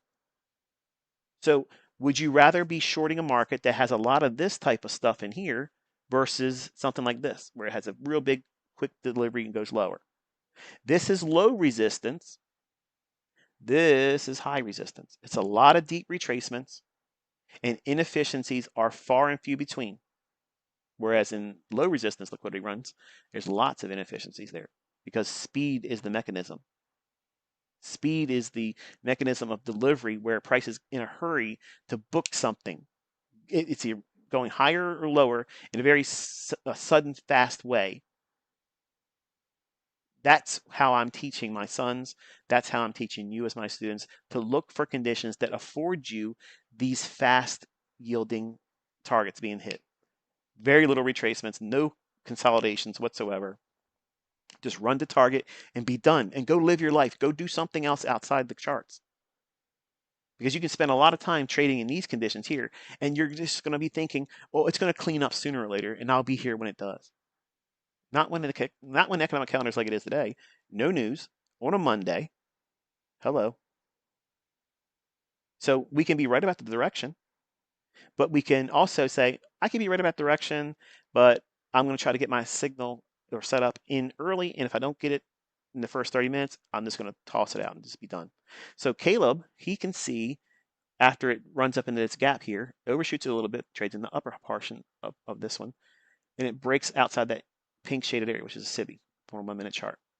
You can see the body's respecting the low of that 1 minute chart's defined low of that, again, SIBI. It doesn't look like one single candle here because it takes 2 candles on a 15-second chart to do it. But the 1 minute chart has the one single pass down. That's why this is anchored to the points that it is. The low of that is supporting and respecting the bodies, or the bodies rather are respecting the low of that. And then we displace there. It drops aggressively. And then you have your first clean fair value gap right there. See it? Right here? So it looks like this. This is not 9:30 candle. It's after 9:30. So minimum is at 9:31. Yes, it's 9:37. So he has the ability rather to take that trade. He can take that trade. He can get short in that fair value gap. But what else is inside that range? If you're looking at this candlestick right here, to have that framed for risk, where did it leave? This SIBI up here. So if it left this SIBI, when it does here, and it breaks and it gives you this fair value gap here, if we didn't have price so close to that SIBI low, the bottom of that rectangle shaded area, if it wasn't so close to it like it is here, on a day where it's already what? Indicating it's going to be high resistance. We already have indications that it's high resistance because there's a lot of back and forth price delivery. Do you think that Caleb would go in with max leverage in a trade like that? No. No, he would not. One contract, that's it. He has to start with one contract, but when he gets to the point where he can trade with multiple contracts on a day like this, he has to trade with one. Now, normally when you have the single candle in the middle that creates the fair value gap, you can use the high for that, for the stop loss. But because we're so close to the low of that range, that is the SIBI, this pink shaded area here, you have to use number one candle's high. And I've covered this in Mentorship 2024. When do I use the stop at the middle candle versus the candlestick that creates number one candle? A fair value gap is always three candles. Number one, first candle. Number two is always the actual gap, the range that doesn't share a space between number one candle and number three candle. So if you're shorting, the low probability, I said that wrong. The low risk stop loss is using the high of a bearish fair value gap's number two candlesticks high plus one tick. But because we're so close to the low that it could very easily come back up here and touch that. It can retrade that. Why? Why would we expect something like that as a potential event? Because of it being a high resistance liquidity run condition market. Versus if it was in a low resistance liquidity run condition, he could take a short in this fair value gap and then use the number two candlestick plus one tick as a stop. But as it is here, because of the conditions as it is for high resistance, it's a Monday with no news.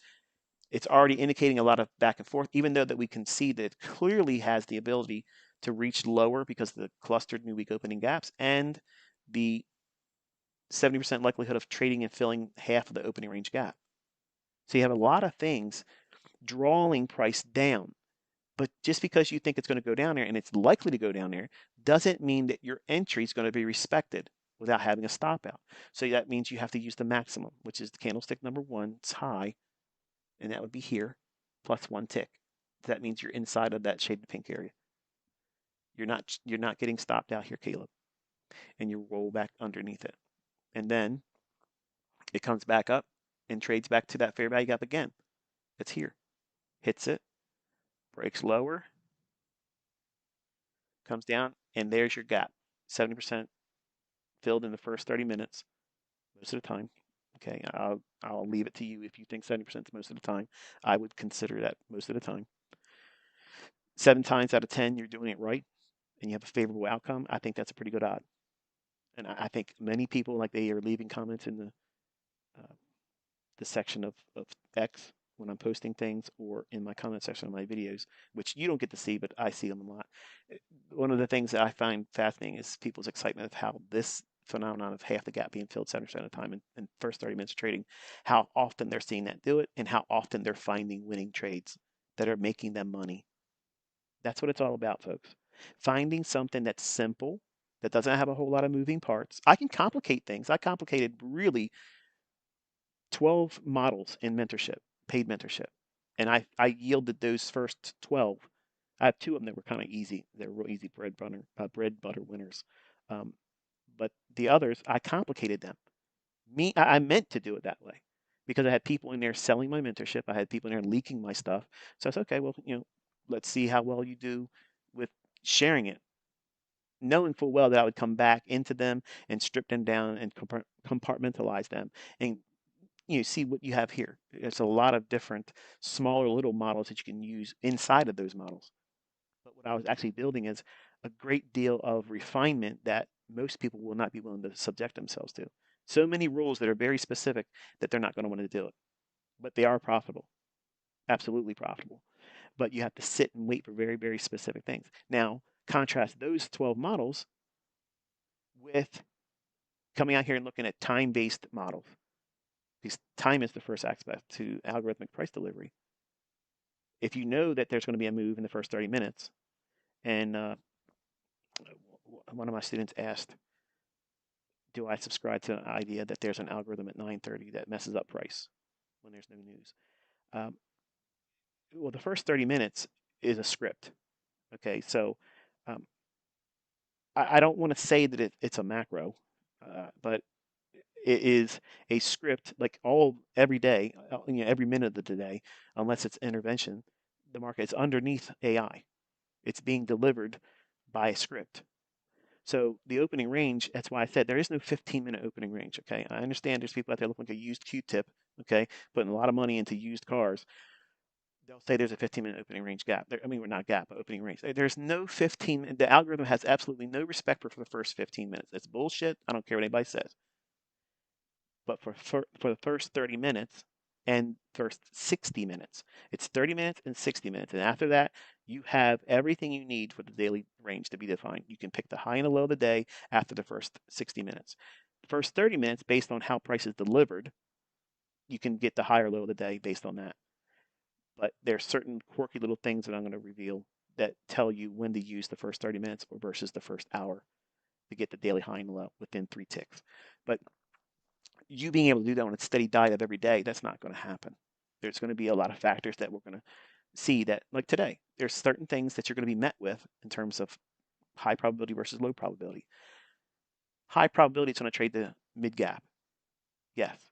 What happens if it wouldn't have done it today in the first 30 minutes, but did it at like 11 o'clock? Okay, you would say, okay, well, it did it again. It just didn't do it in the first 30 minutes. Wonderful.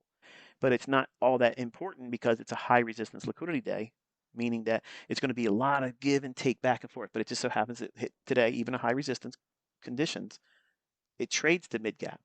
So 70% strike rate is still hitting banging just like that today, even in a complex delivery day like it is today.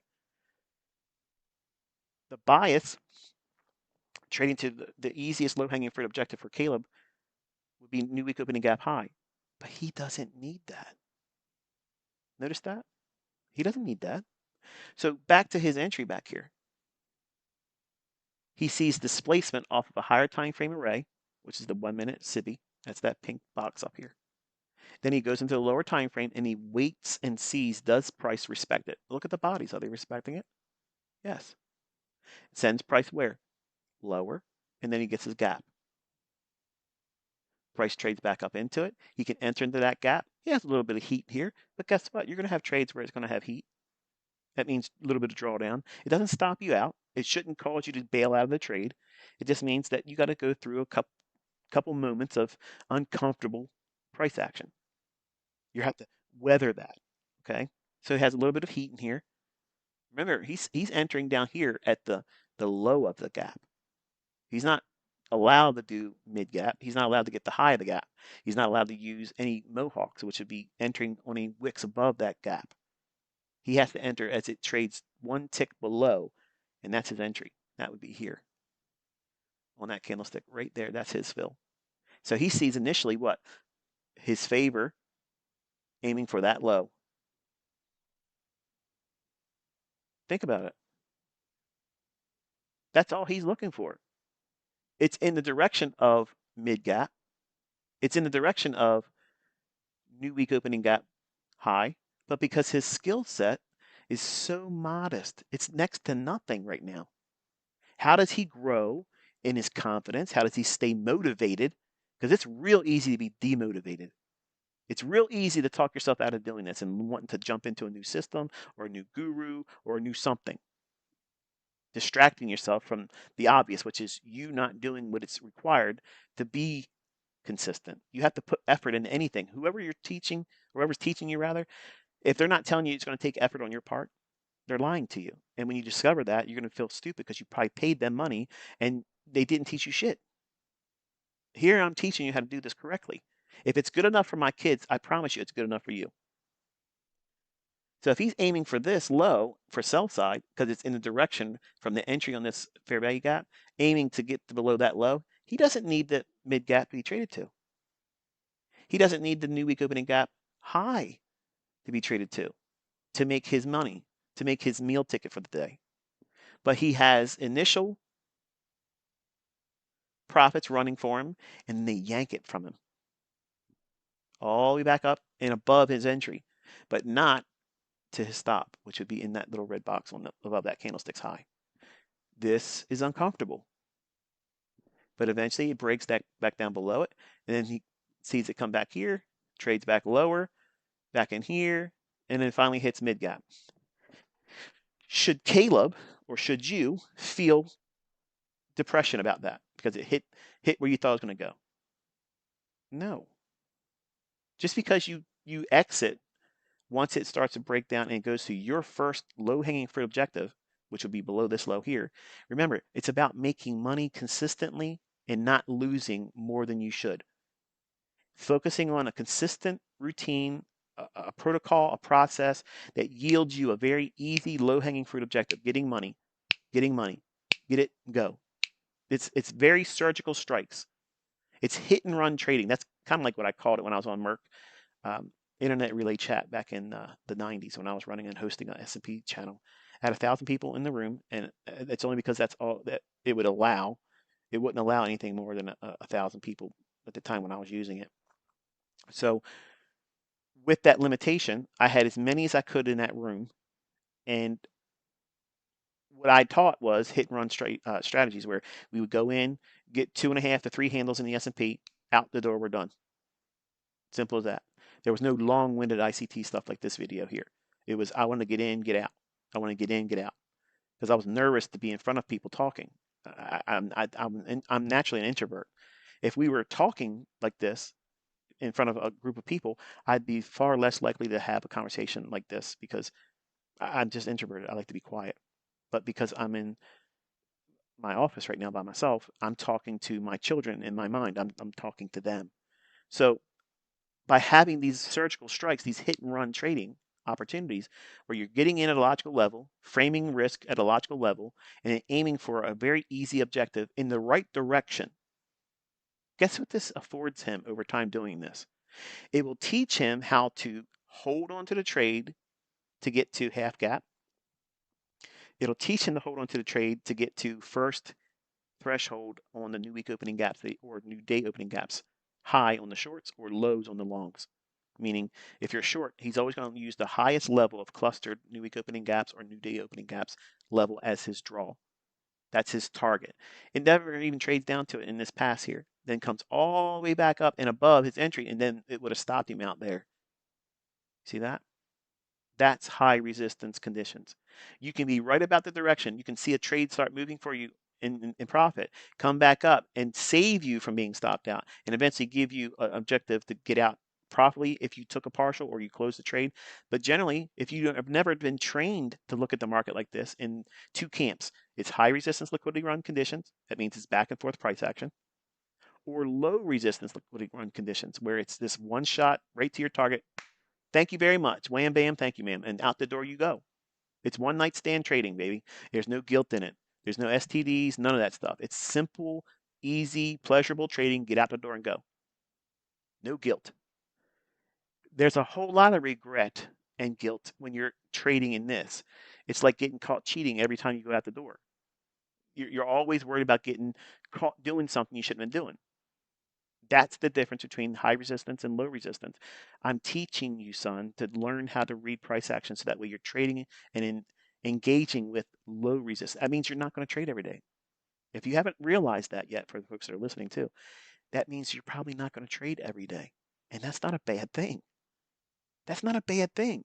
What happens when you come to the realization and say, you know what, this is probably going to take a whole lot more emphasis and not emphasis, but attention and attention that I don't really want to spend when I know I can got another day later in the week where it'll be a lot easier and low resistance. So I'll put the risk on in those days, and I'll go fishing, or I'll do something else with my family members, or I'll just won't worry about it. And whatever happens in the marketplace, I won't beat myself up about it. And then when you come back and you see how, oh yeah, I could have took that trade, I could have took this trade, but it would have stopped me out. And trailing stop losses in high resistance liquidity run conditions is a death nail. You've seen me managing my trades where sometimes I'll have the trade with the stop is just covering costs. That means wherever I got in at, it's covering the commission costs, fees, and maybe puts $100 in my pocket. So it pays me for my effort and time. And worst case scenario, if I get stopped out, I made $100. I get pizza dinner for the kids, and there you go.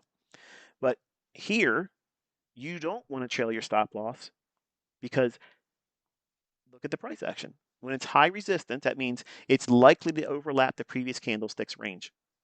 That's the easiest, simplest definition for high resistance liquidity runs.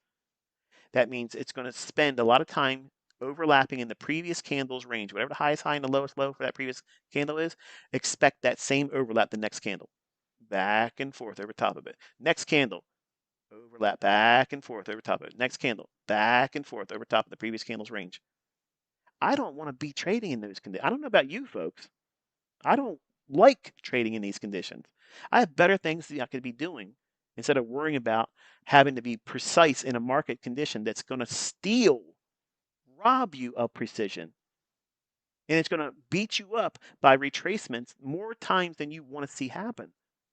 So my question to you in the live stream audience that are listening or watching it later on when it's appropriate for you to do so, are you more inclined to want to be in an environment like this where you have to worry about if you ever move your stop loss, you're probably going to get prematurely stopped out and never see the targets trade to before getting stopped out?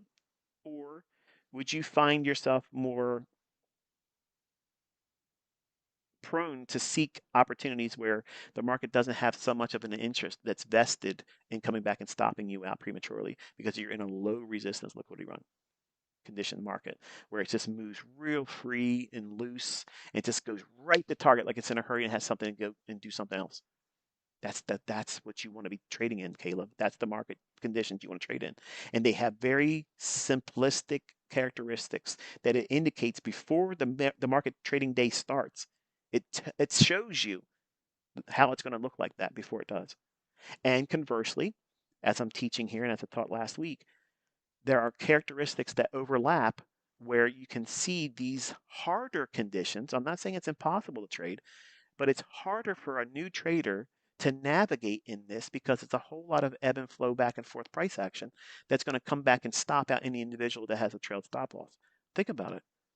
This is your entry area here, and then you have this displacement leg. It creates a little high here, starts to trade down here. You expect it to break that low and trade the mid gap, right? Based on ICT stuff. Well, now compound that equation with you have high resistance liquidity run conditions. It's going to fail to go below that low, but go back for anyone that's trailed stop losses to that high, and it goes right into the fair value gap. Meaning what? That's a fair value gap that's reclaimed. So when do reclaimed fair value gaps most likely form? In high resistance liquidity runs. This son of a bitch always hides that stuff in the latter parts of these long discussions. You're damn right I do. Because 5-minute guys that come in here and they want to look for these little things, so they can go in their little mentorship bullshit or put stuff in their little shorts on YouTube. They're never, even though they can parrot what I say, they're never going to be able to apply it because they're looking for shortcuts. And shortcuts just means that you're getting to the front of the line and blowing out and losing your account. That's what all it is. You're making a fast way to get to no profitability. The folks that get in here, they roll their sleeves up, they want to learn every little detail, every intricate nuance that I'm trying to share. It's to make my son better equipped than all of you. Even my students that are here listening, my intentions are to keep my children better than you. But they have to start here too. And this is all useful information. If these are the lessons that you only learn from me, you're light years ahead of everybody else because you're learning to read price action in a manner that no one else sees it like. No other school of thought teaches this way. No one else teaches this way. But by defining things in terms of low resistance and high resistance liquidity run conditions, it affords you a different approach based on whatever day or model or profile that you're operating in. Certain PD arrays are more prone to exist and form in one profile versus another. Reclaimed means what? It's revisiting it. Do you expect that to happen in a low resistance liquidity run condition? Hell no. Elvis has left the building. Goodbye. Right to target. That's what I'm teaching my kids to focus on. That's what I taught paid mentorship students to do. But they didn't want to sit through these types of lectures like this. This is how I taught. Look at the lessons that I was teaching in the first couple months. Conceptual, conceptual, conceptual.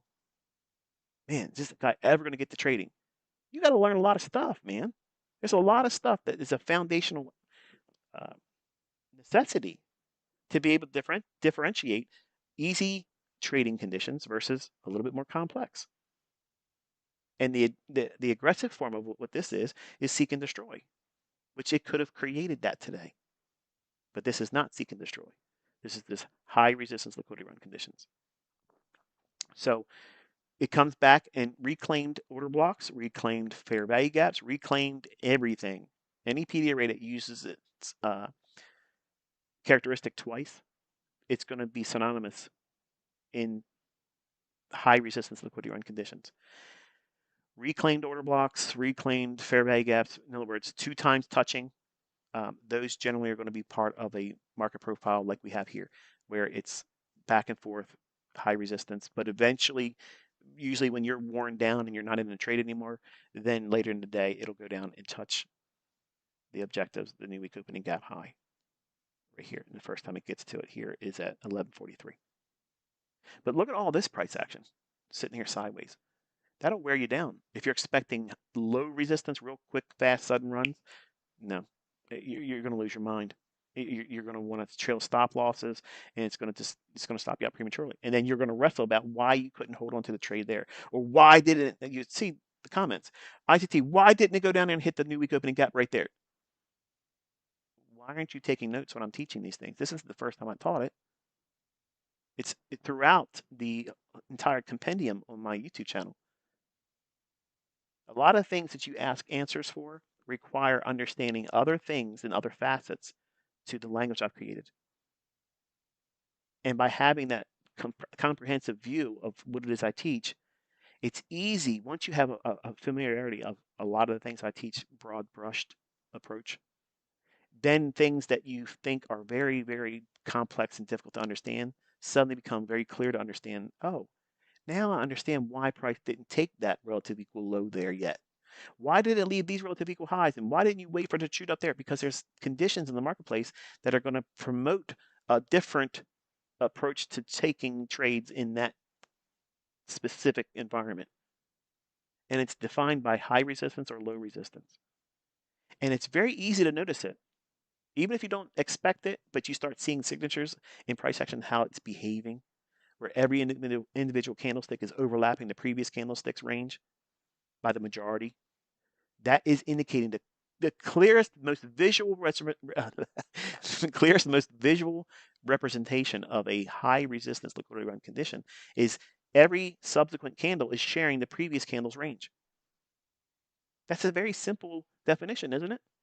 Versus a low resistance liquidity run condition is the candlesticks are a lot more separated between their highs and lows, and they're not sharing much of the same range of the previous candle. It is a lot of big candles, and that's exactly what you want.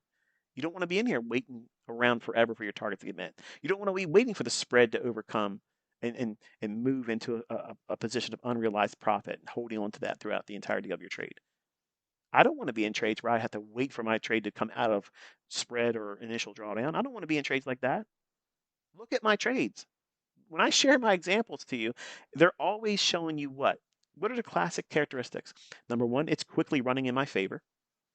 My stop losses are never exaggerated. They're never taking on more risk than it's required. And they're quickly moving in my direction.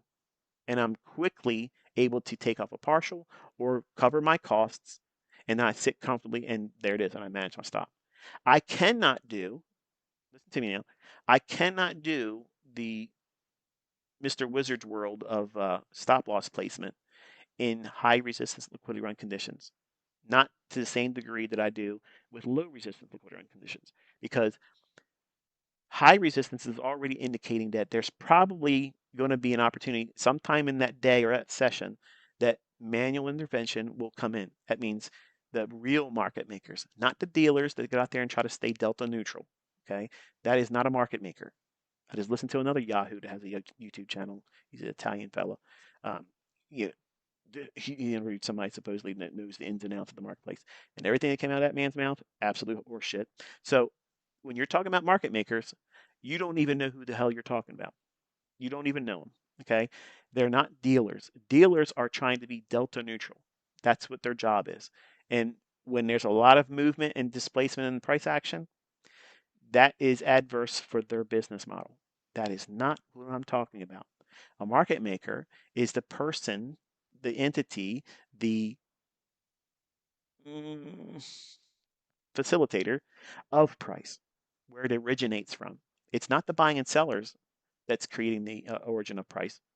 Who dictates the first print at opening bell? You don't. I don't. That's never us. That's never us. Where do we get the opening price on Sunday?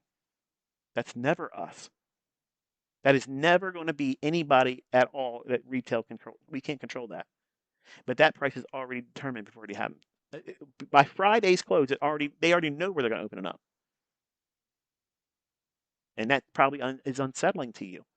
That means it's rigged, and you should be glad that it's rigged. You should not be upset that it's rigged, because if it wasn't rigged, none of us would make money. We would have the same odds that the lottery players have, the same odds that casino people that use the slot machines. Usually, I can't remember what the name of those things are, but the slot machines have really no skill set required to win it, which means there's no edge.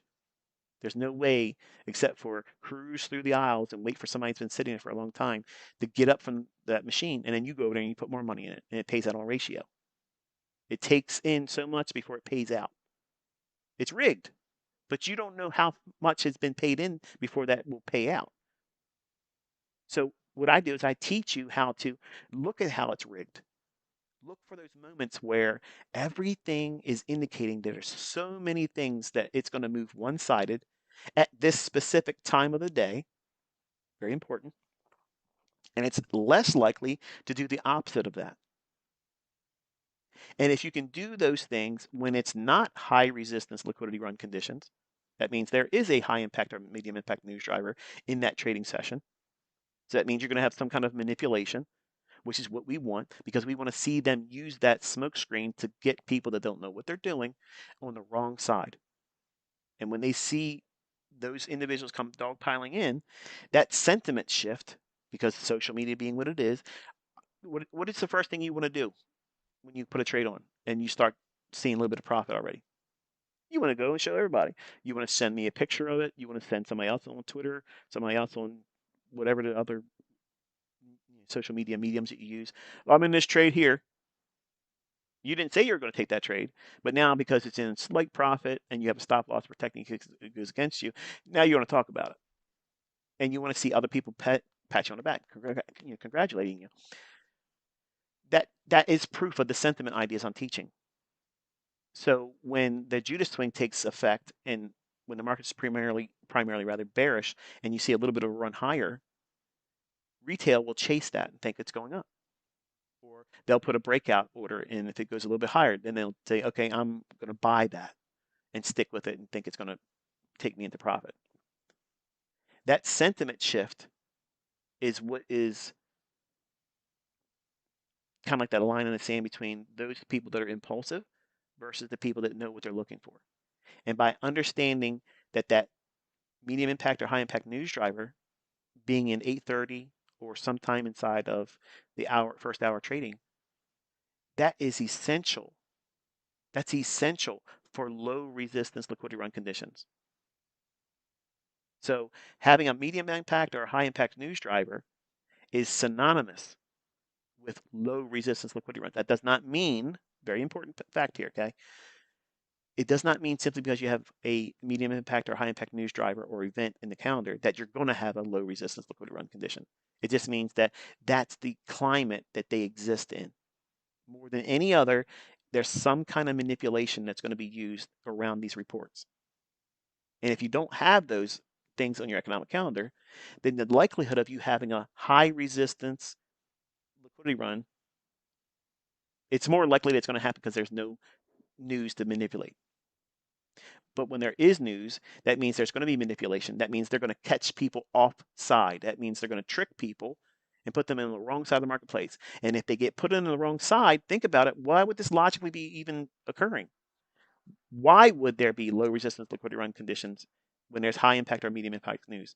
Because they're going to put people on the wrong side of the marketplace at the most inopportune time for them. When they're going against them, they're going to be selling to them when they're buying. They're going to be buying when they're selling to, when the retail's selling it, they're buying it. They're going the other side of it. They're being counterparty. And once they have established the session high or low in the first 30 minutes of trading, are they going to just slowly move away from them and allow them to think about what they're doing and say, oh well, let's think. Do I want to hold in this trade that I'm losing money consistently in? No, they don't want to have any time for them to get out and take their orders out of the marketplace. So that's why medium impact or high impact news drivers are indicative. They're characteristics of low resistance liquidity runs because the whole mechanism of the price engine is it puts people in on the wrong side during or shortly after these impact drivers on the economic calendar. And they are not going to afford them the opportunity to close their trade because that's why the market moves quick. Speed and magnitude, speed and distance. These are the little signatures I type out when I'm doing my recordings because I expect these things to happen because now retail's trapped. And they're not going to let price move slowly down. And you think that everybody's like, okay, we're all going to collectively decide to sell short real fast, real abruptly to cause the market to drop fast. So that way those traders can't get out. No one's doing that. That's not what's going on. The price engine falls out of bed precipitously when it's bearish and it's done its job of putting traders on the wrong side by a Judas swing trading higher, creating the morning session high, which could very well be the high of the day. It drops aggressively, fast. And if you're on the right side of the marketplace, it's fun. But if you're on the wrong side, it's dangerous. It's devastating. It's morally deflating. It's it's crushing because it's like, wow, what just happened? And you're proving that you don't know how the markets work. If you're asking what just happened or how did that happen, you need to stop trading with real money and learn how to trade. Take some time to spend with the lectures I'm teaching you because I'm literally giving you the language of the marketplace, teaching you how to read the lifeblood, which is liquidity, and the mechanism of delivery, which is time. All these things have to agree. If you have that and you have an economic calendar that has a medium impact or high impact news driver, you have the recipe for low resistance liquidity run conditions. That means salad days trading, easy trades, easy, fast money. That's the stuff that you're supposed to be looking for. But there isn't an everyday supply of that. So you just don't do anything with price? No. In the beginning, you have to learn a lot. So engage, study it. You learn more about hard days like this than you do with the easy days. The easy days, the only thing that teaches you is to trade with more leverage. Trade. I wish I would have traded with a bigger position. That's the only thing it's going to teach you until you've learned these lessons here, like I've talked about today. It keeps you holding a sober-minded perspective over trading. It puts a filter, a leash, if you will. It puts the animal inside you in a cage, so that way you don't go out there recklessly do things in conditions like this, which obviously has opportunities to trade in.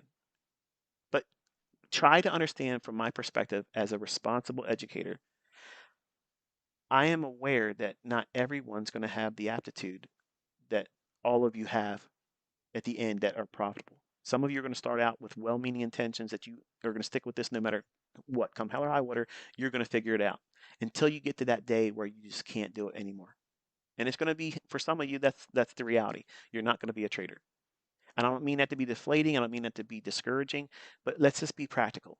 You know people that you've seen on social media, they've been talking the same nonsense and they don't have any profitability. They're just negative. They're never going to be a trader. They don't have the wherewithal. They don't have the discipline. They don't have the desire to change who they are.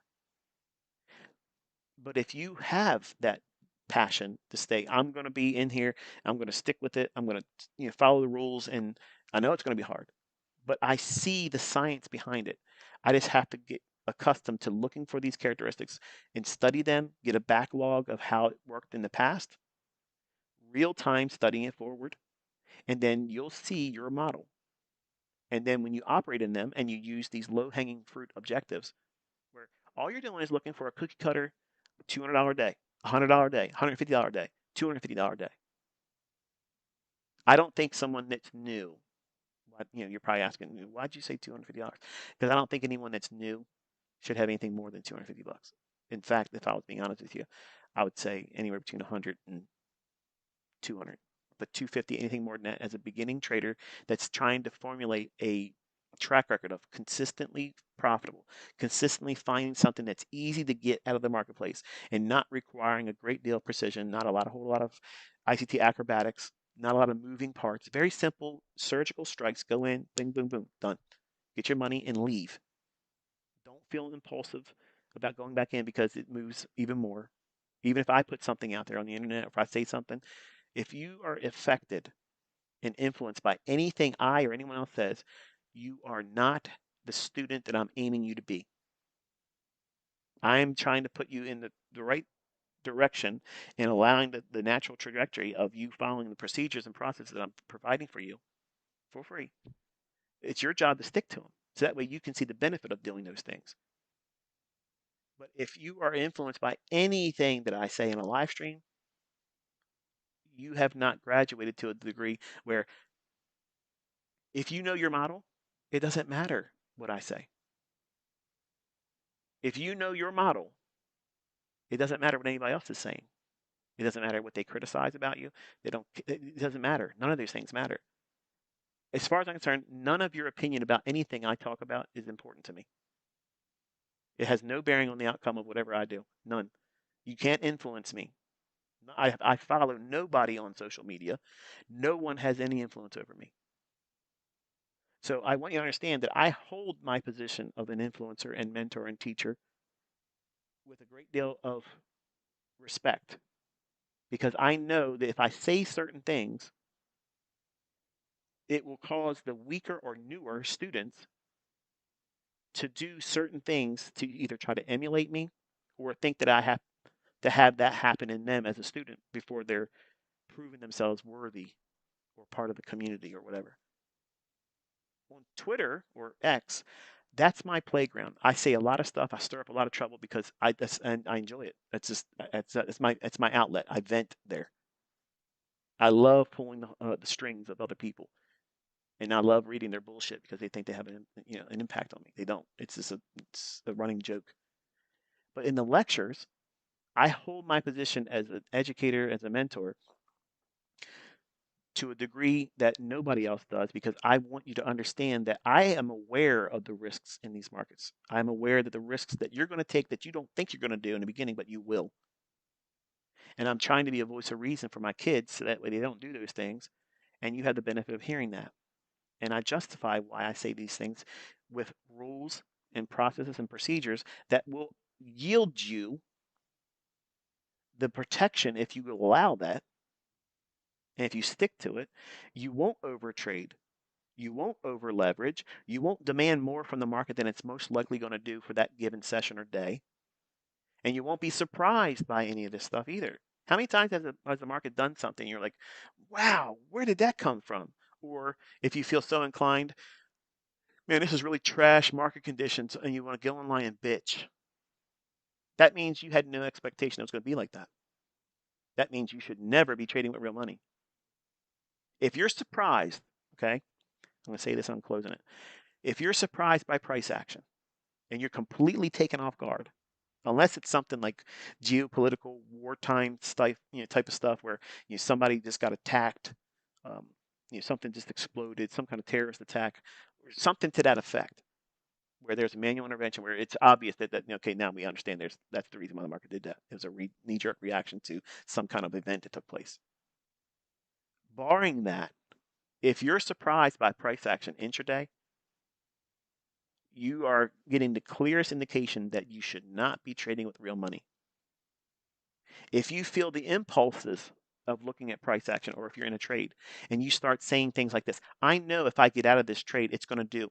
Stop right now and go back to demo, because you literally are indicating that you have no idea what you're doing. You have no model. You're guessing. That's exactly what that is. You're guessing.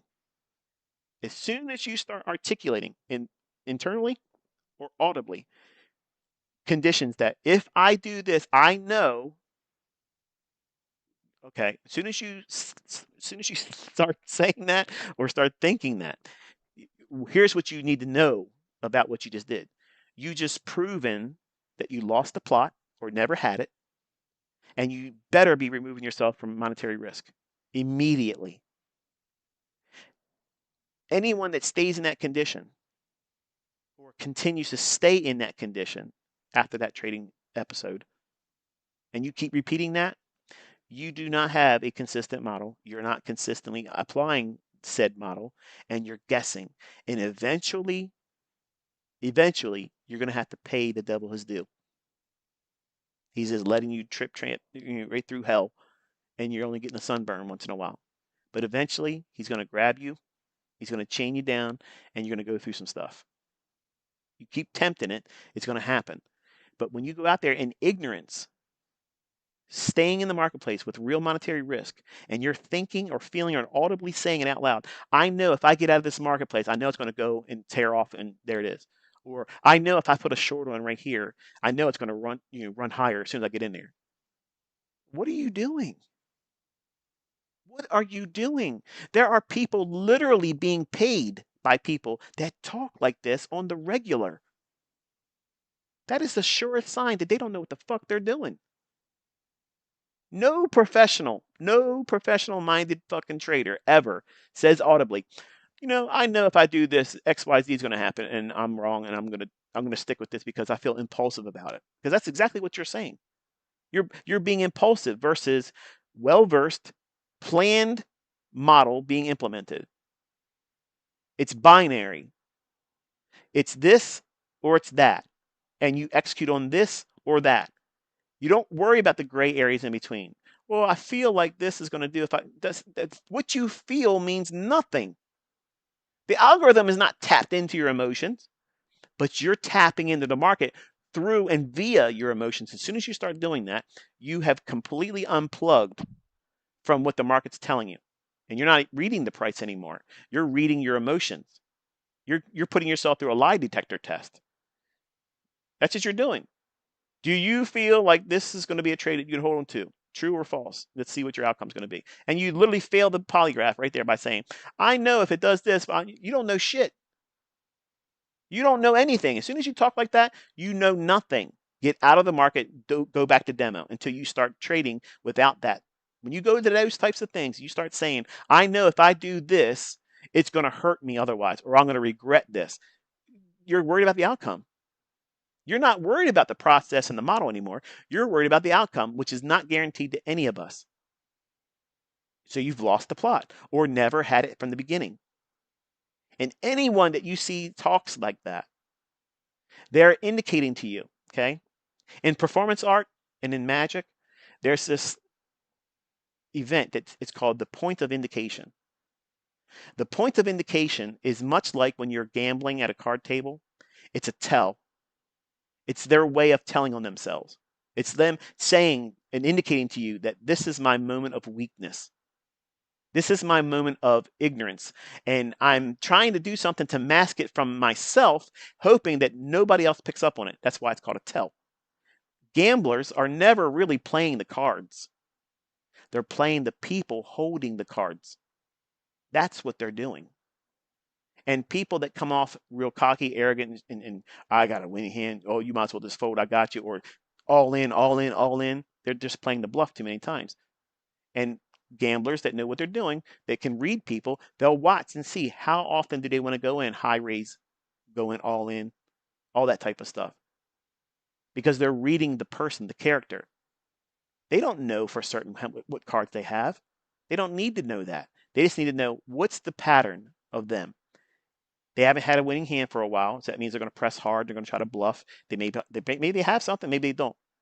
But if all of a sudden, they've been changing themselves and they're indicating their tell. If they start adjusting their sunglasses and they put their hands on it, or they put their hands across their lips, or they adjust their hat, or they do something like that, that's a tell. That's a point of indication. In magic, for magicians, they always close their eyes when they do the sleight of hand. When they're doing the trick part that you're not supposed to see, an amateur magician, they close their eyes.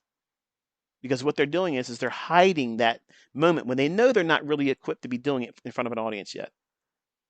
So they close their eyes thinking, well, if I don't see it, the audience doesn't see it.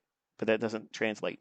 Sometimes the audience will see it and they'll flash and you'll see them doing the sleight of hand and it doesn't look like magic anymore. It looks like magical malpractice.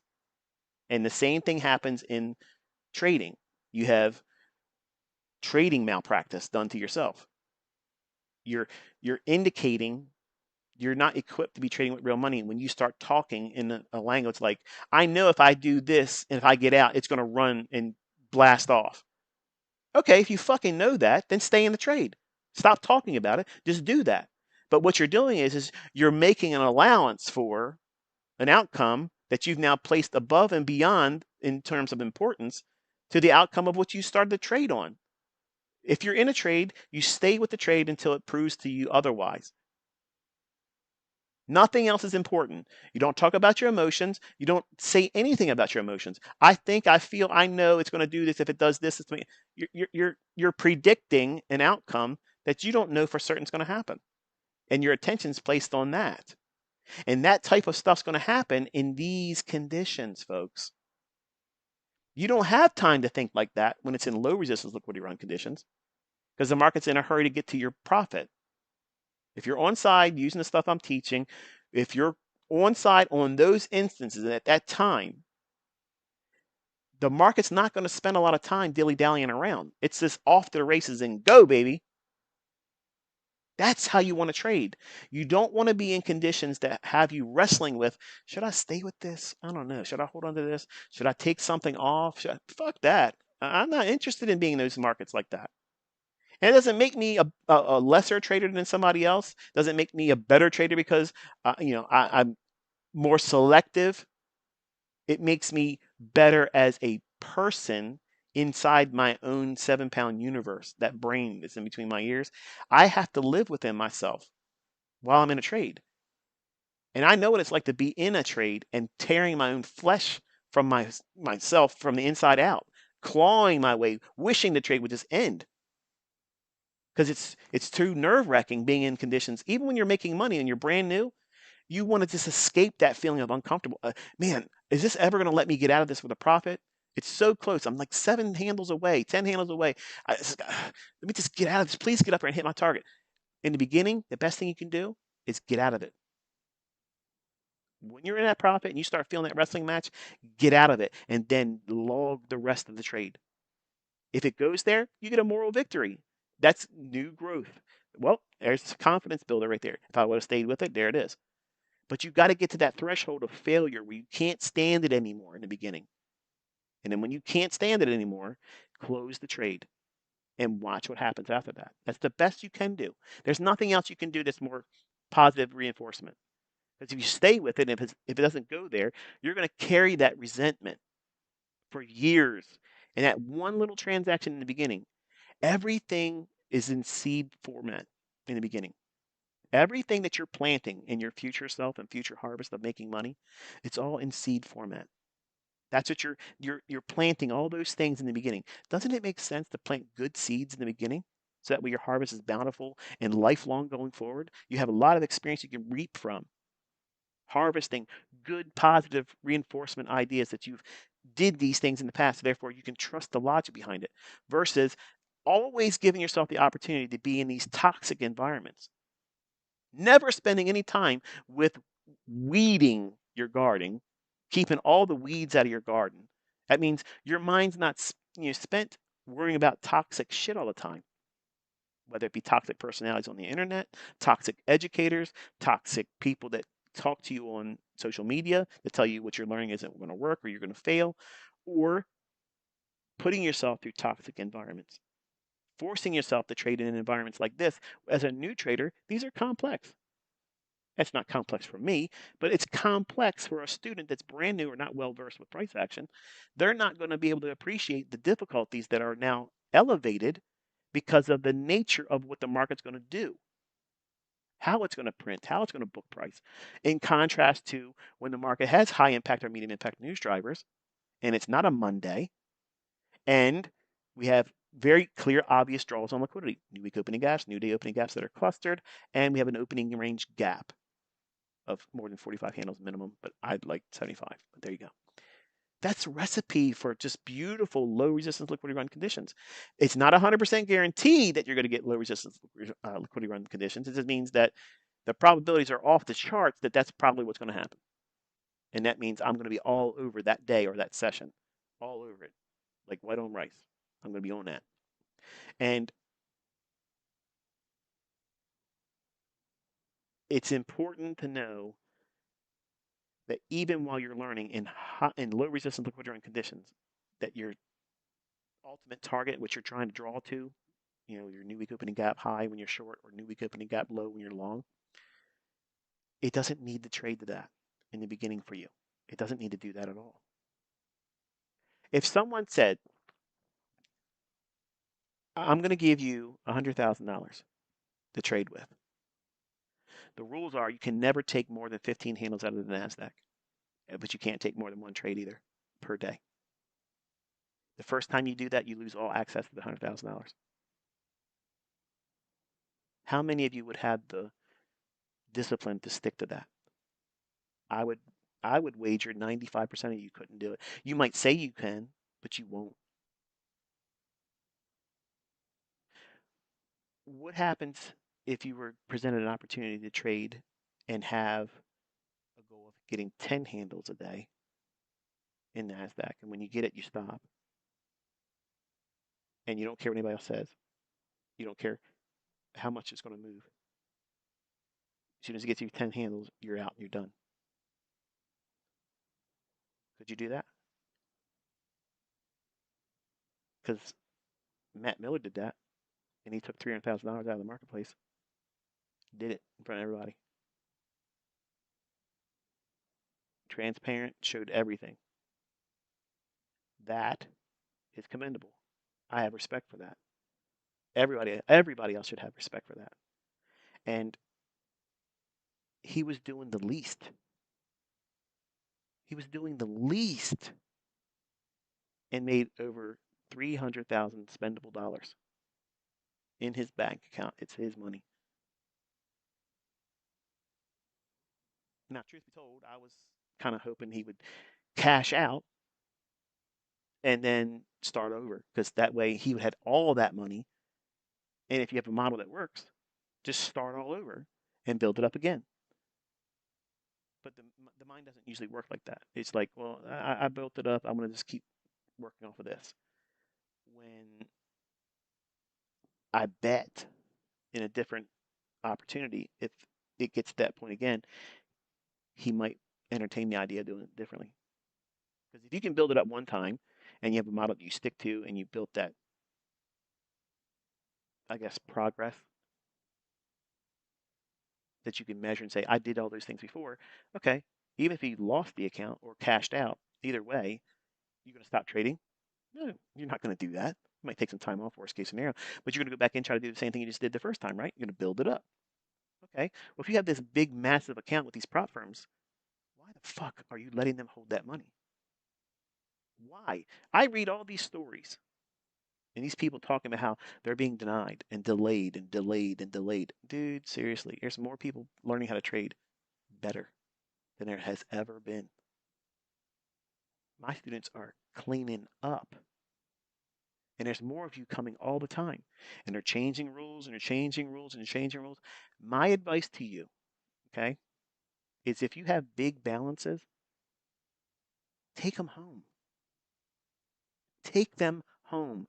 Spendable money in your bank account. I mean that sincerely.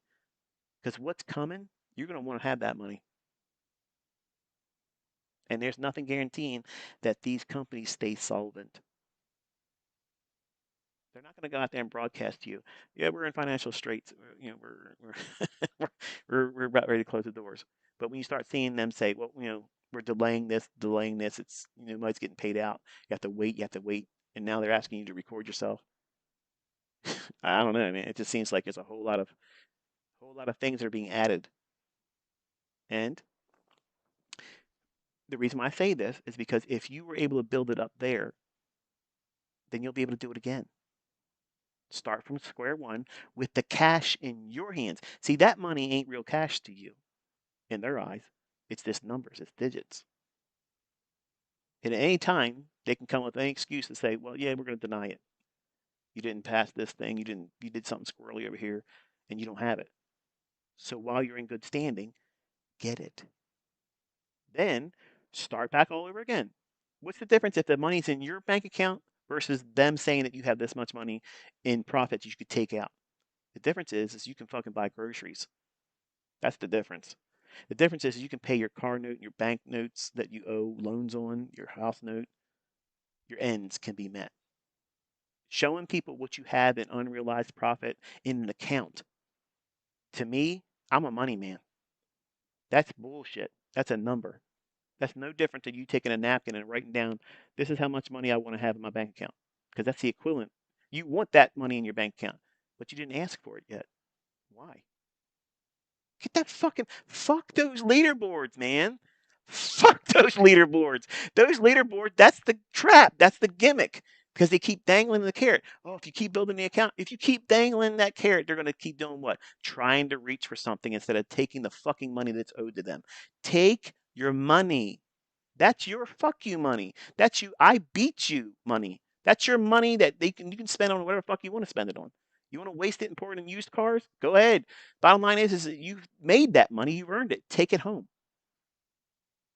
Don't get caught up in all the bullshit. Leaderboards and all that other shit, that's the trap.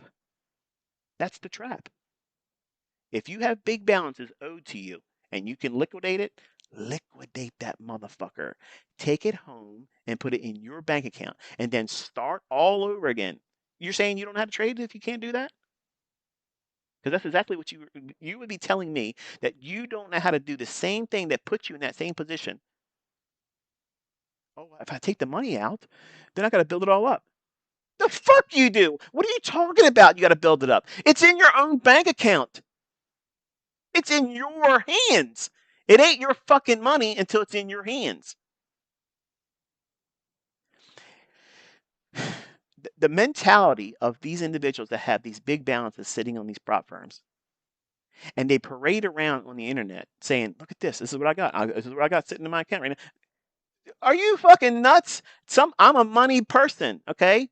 If that money is your money, bring it home. Bring it the fuck home, because it's not your money. If it's in their hands, it's their money. And remember, if it's your money, why do you have to ask for it? When it's in your bank account, you don't have to ask anybody. You spend it. But it just shows the level of financial illiteracy, even in prop trading. These individuals, they get caught up in the social media badge of honor. Look what I've got. Look what I've built my account up to. Fuck that. I'm not impressed by that. What did you put in your bank? Because that's what this is all about. You did not start trading to be on a leaderboard. You did not start trading to have other people glad hand and shake your hand and say, wow, you really ran that account up a lot. Okay, that's wonderful that you ran it up. But how about running that shit in the bank wire to your bank account? Okay, and then we can glad hand and say, damn, son, that was how you do it. That's how you do it. It's about taking it home. It's not about how many times you pass a combine. Who gives a fuck about that? It's funny, as a kid growing up, one of the things that pissed me off about Ric Flair, I love to hate him. One of the things that pissed me off is, dude, like, here he is, 10 times world champion. I mean, I know shit's all scripted and rigged, okay? But as a little boy, I believed that shit. I was mad all the time. Every Saturday morning, I was pissed off at this motherfucker because he was cheating. And my argument was always, yeah, you're 10 times. That means you fucking lost it 9 times. You lost that bitch 9 times. So I'm never impressed when people say, I passed another combine. I passed another combine. No. How much money have you brought home? How much have you brought home? Because that's what this game's all about. It's not about how many things you can pass. How about passing me my motherfucking money, Jack? Okay, pass me the money I got on hold in your prop firm and bring it back to me. Okay, because then it's spendable money, and then you've made money. You didn't make any fucking money with those digits on a leaderboard or a prop firm account saying that you have this much money. That's not money. They're just numbers. It's only money when it's in your hands and you can spend it on whatever the fuck you want to spend it on. And anybody that tells you otherwise is fucking stupid.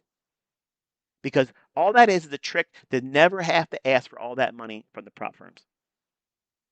They don't want to be paying out those big payouts. They don't want that. That's against the whole fucking process. They make money from you losing. The only way they profit is by you re-upping and restarting. That's the game. That's the Ponzi. So if you have a lot of money, you've built it up, you earned it. Get it, take it home.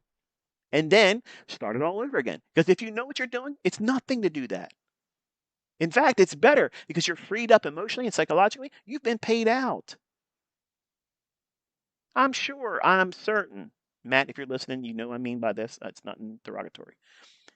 But you know that Matt Miller, traded by Matt, when he had that $300,000 payout, he had a lot more money in there he could have took out, but he wanted to keep it in there.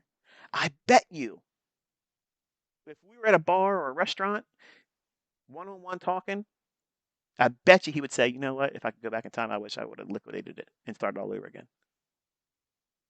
I bet you he would say that. And anybody in their right mind would say the same thing. So my question is when these individuals, no matter what it is, if you're running up $10,000 or more, like pay yourself. There's nothing guaranteeing that your your streak is going to continue. Because these conditions right now, and I promise this is the last thing I'm saying because I have to get out of here. I get something to eat. I'm hungry. The conditions that we're trading in right now, and we're about to walk into in the next 2 weeks, going into 2025, is the hardest market environments I've ever traded in. And I've been around for 32 years. I've seen a lot of different markets. I've seen good markets, fast markets, slow markets, tight markets where they didn't want to move anything. But these are the most difficult market conditions I have ever seen. And I want you to understand that. Because if I'm telling you that, I'm telling you that for a reason. If you have a way to get money that's owed to you and you've earned it in these prop firms, take it. You're going to need it. Rough times are coming, and you've earned it then. You did not earn it while it's sitting in a digit format. Think about how many times you've heard someone, seen someone, or have experienced it yourself where you had unrealized profit that you could have taken out, but you wanted to build the account up. I'm telling you, someone as a money person, there's no difference between you taking that money out of their hands when it's owed to you and putting it in your bank account and starting all over again. Those combines are nothing to pass. They're nothing to pass. But staying in them when they're funded, that's the challenge. So if you work that hard to get it to where it is where you have that much money to take out of it, take out of it. Take it out. Just get paid. That's the main thing. You have to be able to exchange that money from their hands, which is in numerical format only, and turn it into real money, which is what they don't want to do. They don't want to turn those digits into real money that has to be paid to you. Because when that happens, their profit drops. What business model ever has that mind or that mindset that, our success is on the basis of you losing continuously and paying for those losing, but our failure is you succeeding. But that's exactly what that model is. That's exactly what it is. And guess what? There's always going to be a market for that until the regulators step in and say we're going to do things differently now. But while it's afforded to you, and you have money that's there that should be given to you if you ask for it, ask for it. Get it, secure it in your bank account, and then start over. And just repeat that. But leaving it in a position where it ain't your money is stupidity. Because given enough time, given enough opportunity, that digit format will be no longer obtainable for you to take it and turn it into real money. So hopefully you learned something from today. I covered a lot of stuff, and I think that I communicated in the best way I can how someone could reasonably expect to navigate or feel comfortable with saying, I'm not going to trade in a condition like this today until it is shown by repeatedly logging it, journaling it. You won't appreciate lectures like this. It just sounds like, well, you talk because you want to hear the sound of your own voice, and that's not what it is. Go back to the tweet this morning. These levels I had in there, I told you the clustering, where the market's going to draw to. Your chart shows this just like it does on mine. We're right in here in the lower quadrant of that new week opening gap of last week. But Caleb and you don't require that. That's the major important thing here. Over time, when you have better experience, more experience, you'll be able to hold for these objectives and you won't trail your stop loss. Or if you do get stopped out, you'll go in again, but you won't rush your stop loss to strangle the market and let it go down. There is a way to trade high resistance liquidity run conditions. There is. but you're not going to be well versed in the beginning when you're first learning how to trade to do well in these conditions because there's a lot of retracements, a lot of consolidations, and a lot more overlapping. And that's not what you want to see in a trade. You don't want to see unrealized profits erode and go down below your entry pattern or price and then see it work real hard to get back into profit again. Most traders don't have the wherewithal to do that. So I try to teach in a way where it steers my students and my children, who I'm teaching really, I'm trying to steer them away from these environments because they're going to be more difficult. They're harder to navigate when you don't have a lot of experience. And imagine just for a moment, you had a lot of experience and you knew a lot more than your own children, but they want to learn what you do.